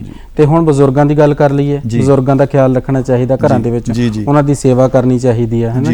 ਸੋ ਉਹ ਕਿਸ ਤਰੀਕੇ ਦੀ ਜਿਹੜੀ ਆ ਉਹ ਖੁਰਾਕ ਲੈਣ? ਦੇਖੋ ਜੀ, ਉਹ ਖੁਰਾਕ ਤਾਂ ਦੇਖੋ ਜਦੋਂ ਪਾਚਨ ਸ਼ਕਤੀ ਜਿਹੜੀ ਆ ਜਿੱਦਾਂ ਜਿੱਦਾਂ ਉਮਰ ਵੱਧਦੀ ਆ, ਉਹ ਪਾਚਨ ਸ਼ਕਤੀ ਉਮਰ ਦੇ ਲਿਹਾਜ਼ ਨਾਲ ਘਟ ਜਾਂਦੀ ਹੈਗੀ ਆ ਤੇ ਘਟ ਜਾਂਦੀ ਹੈਗੀ ਆ ਤੇ ਉਹਦੇ ਵਿੱਚ ਲਾਈਟ ਸਾਨੂੰ ਖੁਰਾਕ ਬਜ਼ੁਰਗਾਂ ਵਾਸਤੇ ਤਾਂ ਕਿ ਜਲਦੀ ਪਚ ਜਾਵੇ ਤੇ ਕਿਉਂਕਿ ਉਹ ਥੋੜੇ ਬਹੁਤੇ ਕਈ ਵਾਰ ਨਹੀਂ ਮੂਵ ਕਰ ਸਕਦੇ, ਕਸਰਤ ਇੰਨੀ ਨਹੀਂ ਕਰ ਸਕਦੇ, ਸੈਰ ਵਗੈਰਾ, ਤੇ ਉਹਨਾਂ ਨੂੰ ਲਾਈਟ ਖਾਣਾ ਦੇਣਾ ਚਾਹੀਦਾ, ਖਿਚੜੀ ਵਗੈਰਾ ਜਾਂ ਹੋਰ ਕੋਈ ਇਦਾਂ। ਹਾਂਜੀ, ਸੋ ਇਹਨਾਂ ਗੱਲਾਂ ਦਾ ਜੇ ਆਪਾਂ ਖਾਸ ਖਿਆਲ ਰੱਖੀਏ ਤਾਂ ਆਪਾਂ ਰਿਸ਼ਟ ਪੁਸ਼ਟ ਰਹਿ ਸਕਦੇ ਹਾਂ, ਪਰਿਵਾਰ ਜਿਹੜਾ ਸਿਹਤਮੰਦ ਰਹਿ ਸਕਦਾ ਆ। ਸੋ ਸਿਹਤਯਾਬੀ ਦੀ ਕਾਮਨਾ ਵੀ ਕਰਦੇ ਹਾਂ ਅਸੀਂ। ਹੋਇਆ ਕਿ ਜੇ 4 ਦਿਨ ਦੁੱਖ ਦੇ ਆ ਗਏ, ਇੱਥੇ ਸਦਾ ਮੁਸੀਬਤਾਂ ਰਹਿਣੀਆਂ ਨਹੀਂ। ਜੇ ਹੱਸ ਕੇ ਕੰਮ ਨਾ ਬਣੇ ਤੇਰਾ ਤੇ ਇੱਥੇ ਰੋਇਆਂ ਵੀ ਪੂਰੀਆਂ ਪੈਣੀਆਂ ਨਹੀਂ। ਬੰਦੇ ਰੋਣ ਲੱਗ ਪੈਂਦੇ ਕਈ ਵਾਰੀ, ਮਾੜੀ ਜਿਹੀ ਮੁਸੀਬਤ ਆ ਗਈ ਉਸੇ ਵੇਲੇ, ਹੈ ਨਾ। ਸੋ ਆਪਾਂ ना पहला एक मैं शेर बोलता सीगा भी तुम कमाल करते हो हमारी धड़कनों का इस्तेमाल करते हो, दिल दान किया जा सकता जी, ਉਹਦੇ ਬਾਰੇ ਜਾਣਕਾਰੀ ਜ਼ਰੂਰ ਦਿਓ। ਦੇਖੋ ਇਸ ਤਰ੍ਹਾਂ ਹੈ, ਦਿਲ ਹਾਲੇ ਇੰਨਾ ਸਾਡੇ ਇੰਡੀਆ 'ਚ ਤਾਂ ਨਹੀਂ ਮੈਂ ਕਹਿੰਦਾ ਹੈਗਾ, ਤੇ ਲੇਕਿਨ ਟ੍ਰਾਂਸਪਲਾਂਟ ਲਿਟਰੇਚਰ ਸਾਡਾ ਜਿਹੜਾ ਸ਼ੋ ਕਰਦਾ ਹੈਗਾ ਵੀ ਟ੍ਰਾਂਸਪਲਾਂਟ ਦਿਲ ਹੋਏ ਵੈਲਵ ਜਿਹੜੇ ਨਾ ਜੀ, ਜਿਹੜੇ ਵੈਲਵ ਕੰਮ ਕਰਦੇ ਆ ਪਾਰਟਿਕੂਲਰ ਦਿਲ ਸਾਰਾ ਨਹੀਂ ਲੈਂਦੇ ਹੈਗੇ, ਉਹਦੇ ਵਿੱਚ ਵੈਲਵ ਜਿਹੜੇ ਨਾ ਕੈਲਸੀਫਾਈਡ ਹੋ ਜਾਂਦੇ। ਕੈਲਸੀਫਾਈਡ ਤੋਂ ਮਤਲਬ ਵੀ ਪੱਥਰਾਂ ਵਾਂਗੂ ਬਣ ਜਾਂਦੇ, ਕੈਲਸ਼ੀਅਮ ਉਹਦੇ ਡਿਪੋਜ਼ਿਟ ਹੋ ਜਾਂਦਾ ਤੇ ਉਹ ਫਿਰ ਖੂਨ ਦਾ ਦਬਾਅ ਨਹੀਂ ਚੱਲਦਾ ਹੈਗਾ, ਉਹ 'ਚ ਅਸੀਂ ਵੈਲਵ ਕੱਢ ਕੇ ਉਹਨੂੰ ਆਪਾਂ ਟ੍ਰਾਂਸਪਲਾਂਟ ਕਰ ਸਕਦੇ ਹਾਂ। ਇਹ ਵੀ ਹਾਰਟ ਵੀ ਕਰ ਸਕਦੇ ਮਤਲਬ ਯੂਜ਼ਫੁਲ ਹੈ, ਇਹ ਆਰਗਨ ਡੋਨੇਸ਼ਨ ਚ ਆਉਂਦਾ ਹੈਗਾ ਵਗੈਰਾ। ਅੱਜ ਨਾ ਆਮ ਤੌਰ ਤੇ ਦੇਖਿਆ ਜਾਂਦਾ ਜੋ ਕਿ ਸਮੇਂ ਦੇ ਵਿੱਚ ਵੀ ਦਿਲ ਦੀਆਂ ਬਿਮਾਰੀਆਂ ਬਹੁਤ ਜ਼ਿਆਦਾ, ਹਾਂਜੀ ਉਹ ਕਾਰਡੀਅਕ ਅਰੈਸਟ ਵਗੈਰਾ ਜਾਂ ਕੁਛ ਇਦਾਂ ਦੀਆਂ ਜਿਹੜੀਆਂ ਨਾ ਆਪਾਂ ਦੇਖਦੇ ਹਾਂ, ਸੋ ਉਹਨਾਂ ਤੋਂ ਅਸੀਂ ਘਰ ਦੇ ਵਿੱਚ ਹੀ ਕੁਛ ਨਾ ਕੁਛ ਇਹਤਿਆਤੀ ਜਿਹੜੀਆਂ ਸਾਵਧਾਨੀਆਂ ਨੇ ਉਹ ਕਿਹੜੀਆਂ ਵਰਤ ਸਕਦੇ ਹਾਂ? ਉਹ ਤਾਂ ਇਹੀ ਹੈ ਜੀ, ਫਿਰ ਜਿਹੜੀ ਹਾਰਟ ਦੀਆਂ ਪ੍ਰੋਬਲਮਸ ਹੈਗੀਆਂ ਉਹਦੇ ਵਿੱਚ ਜਿਹੜੀ ਸਭ ਤੋਂ ਇੰਪੋਰਟੈਂਟ ਚੀਜ਼ ਜਿਹੜੀ ਸ਼ੂਗਰ ਦੀ ਬਿਮਾਰੀ ਆ, ਡਾਇਬਟੀਜ਼ ਮੈਲਾਈਟਸ ਜਿਹਨੂੰ ਕਹਿੰਦੇ ਆ, ਉਹ ਇੱਕ ਐਸੀ ਬਿਮਾਰੀ ਆ ਜਿਹੜੀ ਹਰ ਇੱਕ ਅੰਗ ਨੂੰ, ਗੁਰਦਿਆਂ ਨੂੰ, ਦਿਲ ਨੂੰ, ਸਾਰਿਆਂ ਨੂੰ ਤਕਲੀਫ ਪਹੁੰਚਾਉਂਦੀ ਆ। ਸੋ ਉਹਨਾਂ ਕੇਸ ਦੇ ਵਿੱਚ ਜਿਹੜੇ ਮਰੀਜ਼ ਸ਼ੂਗਰ ਦੇ ਆ ਉਹਨਾਂ ਨੂੰ ਦਿਲ ਦੀ ਬਿਮਾਰੀ ਜ਼ਿਆਦਾ ਹੁੰਦੀ ਆ, ਸੋ ਉਹਨਾਂ ਨੂੰ ਸ਼ੂਗਰ ਤੋਂ ਅਵੋਇਡ ਕਰਨਾ ਚਾਹੀਦਾ, ਸੈਰ ਕਰਨੀ ਚਾਹੀਦੀ ਆ, ਖਾਣਾ ਲਾਈਟ ਖਾਣਾ ਚਾਹੀਦਾ, ਕਿਉਂਕਿ ਉਹ ਚਿਕਨਾਈ ਫੂਡ 'ਚ ਚਿਕਨਾ ਫੂਡ ਖਾਣ ਦੇ ਨਾਲ ਹੀ ਇਹ ਦਿਲ ਦੀਆਂ ਬਿਮਾਰੀਆਂ, ਕੋਲੈਸਟਰੋਲ ਜਿਹੜਾ ਆ, ਤੁਸੀਂ ਲਾਈਪਿਡ ਪ੍ਰੋਫਾਈਲ ਕਰਾਉਂਦੇ ਆ ਆਪਾਂ, ਲਾਈਪਿਡ ਦੇ ਵਿੱਚ ਮਤਲਬ ਬਹੁਤ ਤਰ੍ਹਾਂ ਦੇ ਕੋਲੈਸਟਰੋਲ ਆਉਂਦੇ ਆ, ਆਮ ਕਾਮਨ ਕੋਲੈਸਟਰੋਲ ਬਲੱਡ ਯੂਜ਼ ਹੁੰਦਾ ਆ, ਤੇ ਉਹ ਬਹੁਤ ਵੱਧ ਜਾਂਦਾ ਹੈਗਾ। ਉਹ ਫਿਰ ਉਹਨਾਂ ਜਿਹੜੀਆਂ ਸਾਡੀਆਂ ਨਾੜਾਂ ਹੈਗੀਆਂ ਖੂਨ ਦੀਆਂ, ਉਹ ਮੇਨ ਨਾੜਾਂ ਜਾਂ ਛੋਟੀਆਂ ਨਾੜੀਆਂ ਉਹਦੇ ਵਿੱਚ ਉਹ ਜੰਮ ਜਾਂਦਾ, ਜਮਾ ਹੋ ਜਾਂਦਾ, ਉਹਨਾਂ ਬਲੌਕ ਹੋ ਜਾਂਦੀਆਂ। ਸੋ ਇਸ ਕਰਕੇ ਸਾਨੂੰ ਇਹ ਗੱਲਾਂ ਦਾ ਇਤਿਆਦ ਵਰਤ ਕੇ ਖਾਣੇ ਦਾ ਜੀਵਨ ਸ਼ੈਲੀ ਸਾਨੂੰ ਜਿਹੜੀ ਚੇਂਜ ਕਰਨੀ ਚਾਹੀਦੀ, ਵਰਜਿਸ਼ ਕਰਨੀ ਚਾਹੀਦੀ, ਕਸਰਤ ਕਰਨੀ ਚਾਹੀਦੀ ਆ, ਰਿਸ਼ਟ ਪੁਸ਼ਟ ਰਹਿਣਾ ਚਾਹੀਦਾ ਆ। ਸੋ ਬਹੁਤ ਸਾਰੀਆਂ ਗੱਲਾਂ ਬਾਤਾਂ ਹੋ ਗਈਆਂ, ਮੈਂ ਉਹਨਾਂ ਗੱਲਾਂ ਤੋਂ ਵੀ ਹਟ ਕੇ ਜਿਹੜੀਆਂ ਨੇ ਉਹ ਕਰਨ ਦੀ ਕੋਸ਼ਿਸ਼ ਕੀਤੀ ਹੈ ਵੀ ਚਲੋ ਲਾਹਾ ਲੈ ਲਈਏ ਵੀ ਡਾਕਟਰ ਸਾਹਿਬ ਆਏ ਨੇ, ਹੈ ਨਾ। ਸੋ ਡਾਕਟਰ ਸਾਹਿਬ ਜਾਂਦੇ ਅੱਧੇ ਕੁ ਮਿੰਟ ਦੇ ਵਿੱਚ ਕੋਈ ਮੈਸੇਜ ਸਾਡੇ ਦਰਸ਼ਕਾਂ ਵਾਸਤੇ? ਮੈਂ ਤਾਂ ਇਹੀ ਮੈਸੇਜ ਦਊਂਗਾ ਜੀ ਆਪਣਾ ਵੀ ਜਿੱਦਾਂ ਤੁਸੀਂ ਸ਼ੂਗਰ ਦੀ ਗੱਲ ਕੀਤੀ ਆ ਤੇ ਬੰਦੇ ਨੂੰ ਆਪਣੇ ਸਾਰਿਆਂ ਨੂੰ ਮੈਂ ਬੇਨਤੀ ਕਰੂੰਗਾ ਵੀ ਆਪਣੇ ਭਾਰ ਤੇ ਕੰਟਰੋਲ ਕਰਨਾ ਚਾਹੀਦਾ। ਕਿੱਦਾਂ? ਉਹਦਾ ਮੈਂ ਮੋਟਾ ਤੁਹਾਨੂੰ ਫੰਡਾ ਦੱਸ ਦਿੰਦਾ ਕਿ ਜਿੰਨੀ ਹਾਈਟ ਆ, ਜਿੱਦਾਂ ਕਿ 5 ਸੈਂਟੀਮੀਟਰ ਦੇ 150 ਸੈਂਟੀਮੀਟਰ ਬਣ ਜਾਂਦੇ ਆ, ਉਹਦੇ ਵਿੱਚ ਜਿੰਨੇ 2.5 ਸੈਂਟੀਮੀਟਰ ਦੇ ਇੰਚਾਂ ਦੇ ਹਿਸਾਬ ਨਾਲ ਕਰ ਲਓ। ਜਿੱਦਾਂ ਮੇਰੀ ਹਾਈਟ 5 ਫੁੱਟ 8 ਇੰਚ ਆ, 172 ਸੈਂਟੀਮੀਟਰ ਆ, ਉਹ ਚੋਂ 100 ਤੁਸੀਂ ਘਟਾ ਲਓ ਤੇ ਮੇਰਾ ਭਾਰ 72 ਕਿਲੋ ਹੋਣਾ ਚਾਹੀਦਾ। ਜੇ ਉਹ ਜ਼ਿਆਦਾ ਹੈਗਾ ਤਾਂ ਅਸੀਂ ਓਵਰਵੇਟ ਦੇ ਵਿੱਚ ਆ ਜਾਂਦੇ ਹਾਂ। ਓਵਰਵੇਟ ਤੋਂ ਬਾਅਦ ਅਸੀਂ ਓਬੀਸ 'ਚ ਆ ਜਾਂਦੇ ਹਾਂ। ਓਬੀਸ ਤੋਂ ਬਾਅਦ ਗ੍ਰੇਡ 2 ਓਬੀਸ 'ਚ ਆ ਜਾਂਦੇ ਹਾਂ, ਤੇ ਉਹਦੇ ਵਾਸਤੇ ਉਹ ਸਾਨੂੰ ਸਟੇਜ ਦੇ ਵਿੱਚ ਬਿਮਾਰੀਆਂ ਨੂੰ ਸੱਦਾ ਦਿੰਦੇ ਆ। ਉਹਦੇ ਵਾਸਤੇ ਸਾਡੇ ਕੋਲ ਆਪਰੇਸ਼ਨ ਵੀ ਅੱਜ ਕੱਲ੍ਹ ਹੁੰਦੇ ਆ, ਜਿਹਨੂੰ ਬੈਰੀਟ੍ਰਿਕ ਸਰਜਰੀ ਦਾ ਨਾਂ ਦਿੰਦੇ ਆ। ਸਰਜਰੀ ਕਰਕੇ ਅਸੀਂ ਮੋਟਾਪਾ ਘਟਾ ਸਕਦੇ ਹਾਂ। ਤਾਂ ਸਾਨੂੰ ਇਸ ਨੌਬਤ ਵੱਲ ਜਾਣੇ, ਸਾਨੂੰ ਜੀਵਨ ਸ਼ੈਲੀ ਚੇਂਜ ਕਰਕੇ ਆਪਣਾ ਭਾਰ ਮੇਨਟੇਨ ਵਿਦਨ ਲਿਮਿਟ, ਉਹਨੂੰ BMI ਕਹਿੰਦੇ, ਬੇਜ਼ਲ ਬੋਡੀ ਮਾਸ ਇੰਡੈਕਸ, ਉਹ ਸਾਡਾ 24 ਜਾਂ 25-24 ਤੋਂ ਉੱਤੇ ਨਹੀਂ ਹੋਣਾ ਚਾਹੀਦਾ। ਮਤਲਬ ਕਿ ਅਸੀਂ ਜੇ ਆਪਣੇ ਆਪ ਉਤੇ ਨਿਯੰਤਰਣ ਰੱਖੀਏ, ਆਪਣੇ ਆਪ ਤੇ ਕੰਟਰੋਲ ਰੱਖੀਏ, ਇਹ ਸਾਰੀਆਂ ਜਿੰਨੀਆਂ ਵੀ ਬਿਮਾਰੀਆਂ ਨੇ ਉਹਨਾਂ ਦਾ ਹੱਲ ਹੋ ਸਕਦਾ।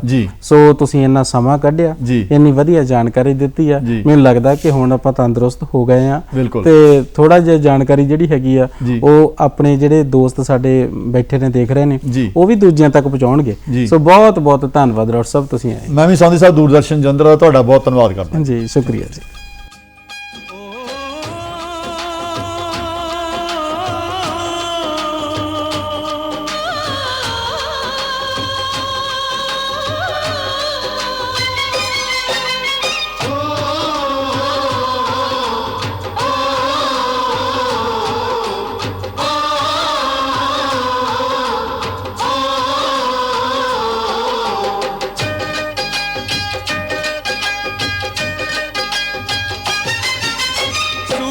ਸਾਡੀ ਤਲੀ ਤੇ ਉੱਗੇ ਚਾਨਣ ਸਾਡੇ ਵੇੜੇ, ਸੂਰਜ ਸਾਡੀ ਤਲੀ ਤੇ ਉੱਗੇ ਚਾਨਣ ਸਾਡੇ ਵੇੜੇ, ਸਾਡੇ ਪਿਆਰ ਦੀ ਧਰਤੀ ਉੱਤੇ ਮੌਨ ਬਹਾਰਾਂ ਗੇੜੇ, ਸਾਡੇ ਪਿਆਰ ਦੀ ਧਰਤੀ ਉੱਤੇ ਮੌਨ ਬਹਾਰਾਂ ਗੇੜੇ, ਅਸੀਂ ਸਾਂਝਾ ਪਾ ਕੇ ਪਿਆਰ ਦੀਆਂ ਮੰਗਨੇ ਆ ਖੈਰਾਂ ਯਾਰ ਦੀਆਂ, ਅਸੀਂ ਸਾਂਝਾ ਪਾ ਕੇ ਪਿਆਰ ਦੀਆਂ ਮੰਗਨੇ ਆ ਖੈਰਾਂ ਯਾਰ ਦੀਆਂ, ਅਸੀਂ ਸਾਂਝਾ ਪਾ ਕੇ ਪਿਆਰ ਦੀਆਂ ਮੰਗਨੇ ਆ ਖੈਰਾਂ ਯਾਰ ਦੀਆਂ, ਅਸੀਂ ਸਾਂਝਾ ਪਾ ਕੇ ਪਿਆਰ ਦੀਆਂ ਮੰਗਨੇ ਆ ਖੈਰਾਂ ਯਾਰ ਦੀਆਂ, ਅਸੀਂ ਸਾਂਝਾ ਪਾ ਕੇ ਪਿਆਰ ਦੀਆਂ ਮੰਗਨੇ ਆ ਖੈਰਾਂ ਯਾਰ ਦੀਆਂ।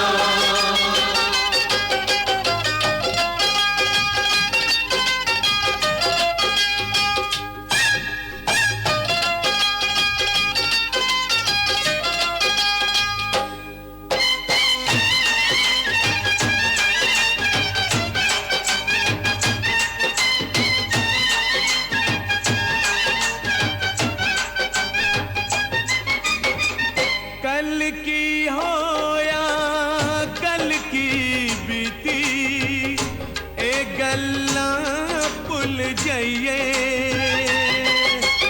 ये गल्ला भुल जाइए, ये गल्ला भुल जाइए। खट्टा ते मरहम लाइए, दर्दानू गीत बनाइए, दर्दानू गीत बनाइए। आओ रल मिल सारे अज दी रात दा जश्न मनाइए, आओ रल मिल